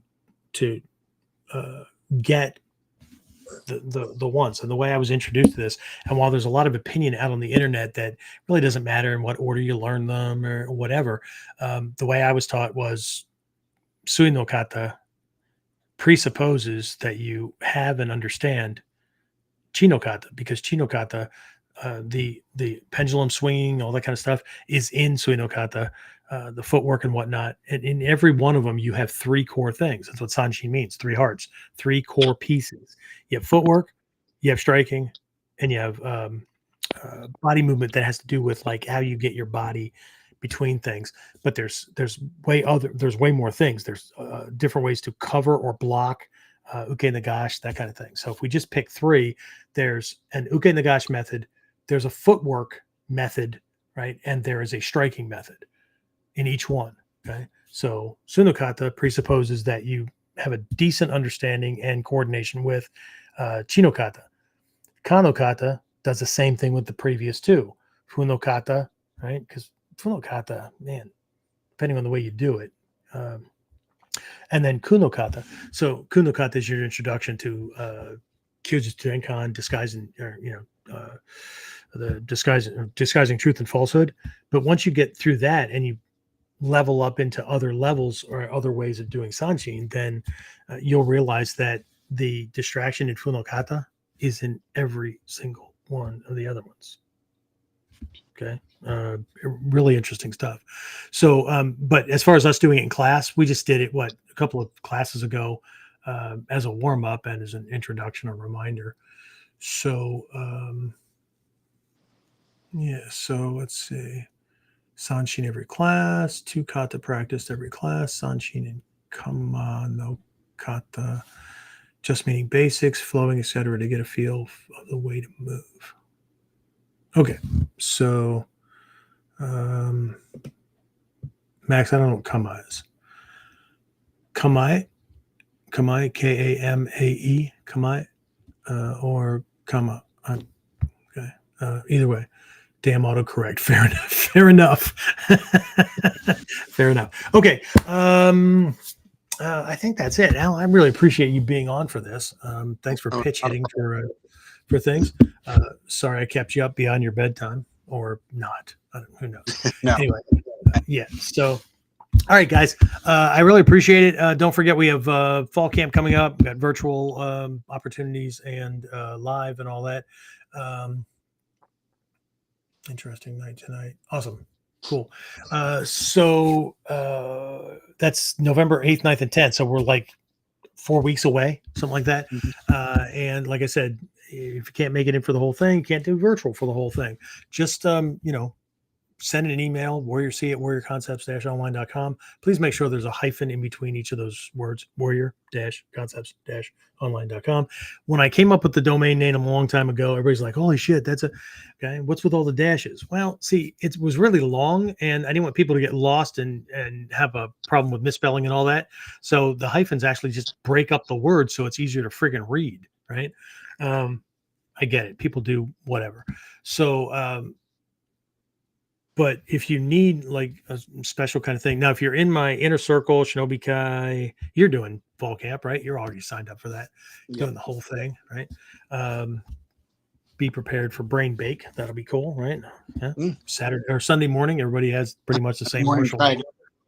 Yeah. Dragon ass. Sunday morning, coming in for that last day. But we got breakout sessions. I got one guy teaching codes and ciphers. I've got somebody else translating the old, like our martial arts philosophy and all that kind of stuff, based on the discoveries of modern psychology. That my daughter's actually doing that. She's been training. She was 2.5 years old, and she's in her last semester at Georgetown with a degree in forensic psychology. She's actually going to be a criminal profiler for probably a 3-letter agency.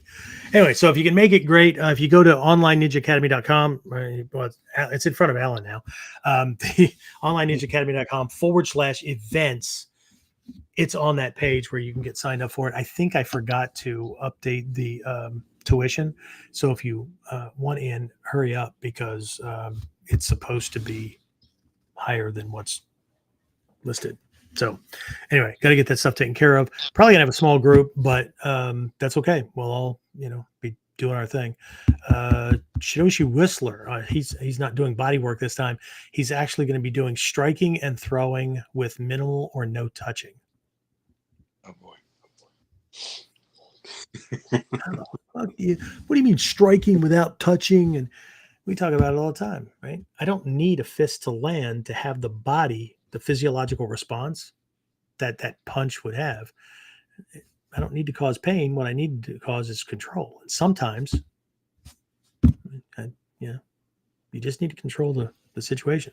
As Nagato Sensei, well, he's a Soke now, has always said, you don't have to win, which bakes people's noodles, because until they can get out of the thinking of win losing, the level of control that Hatsumi Sensei has been teaching it's not doable.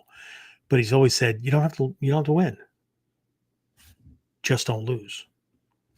Right? So, and there's lots of ways to win without, right, risking going to jail, the ER, or the morgue. Right? So, and that's what makes this different. Right?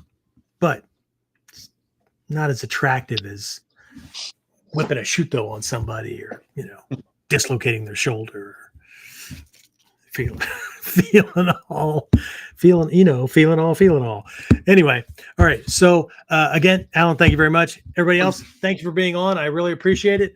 And I will talk to you again on our next episode of KUDEN. Get more of KUDEN Radio. Subscribe through your favorite podcasting site, or join our clan of serious modern warriors at onlineninjaacademy.com.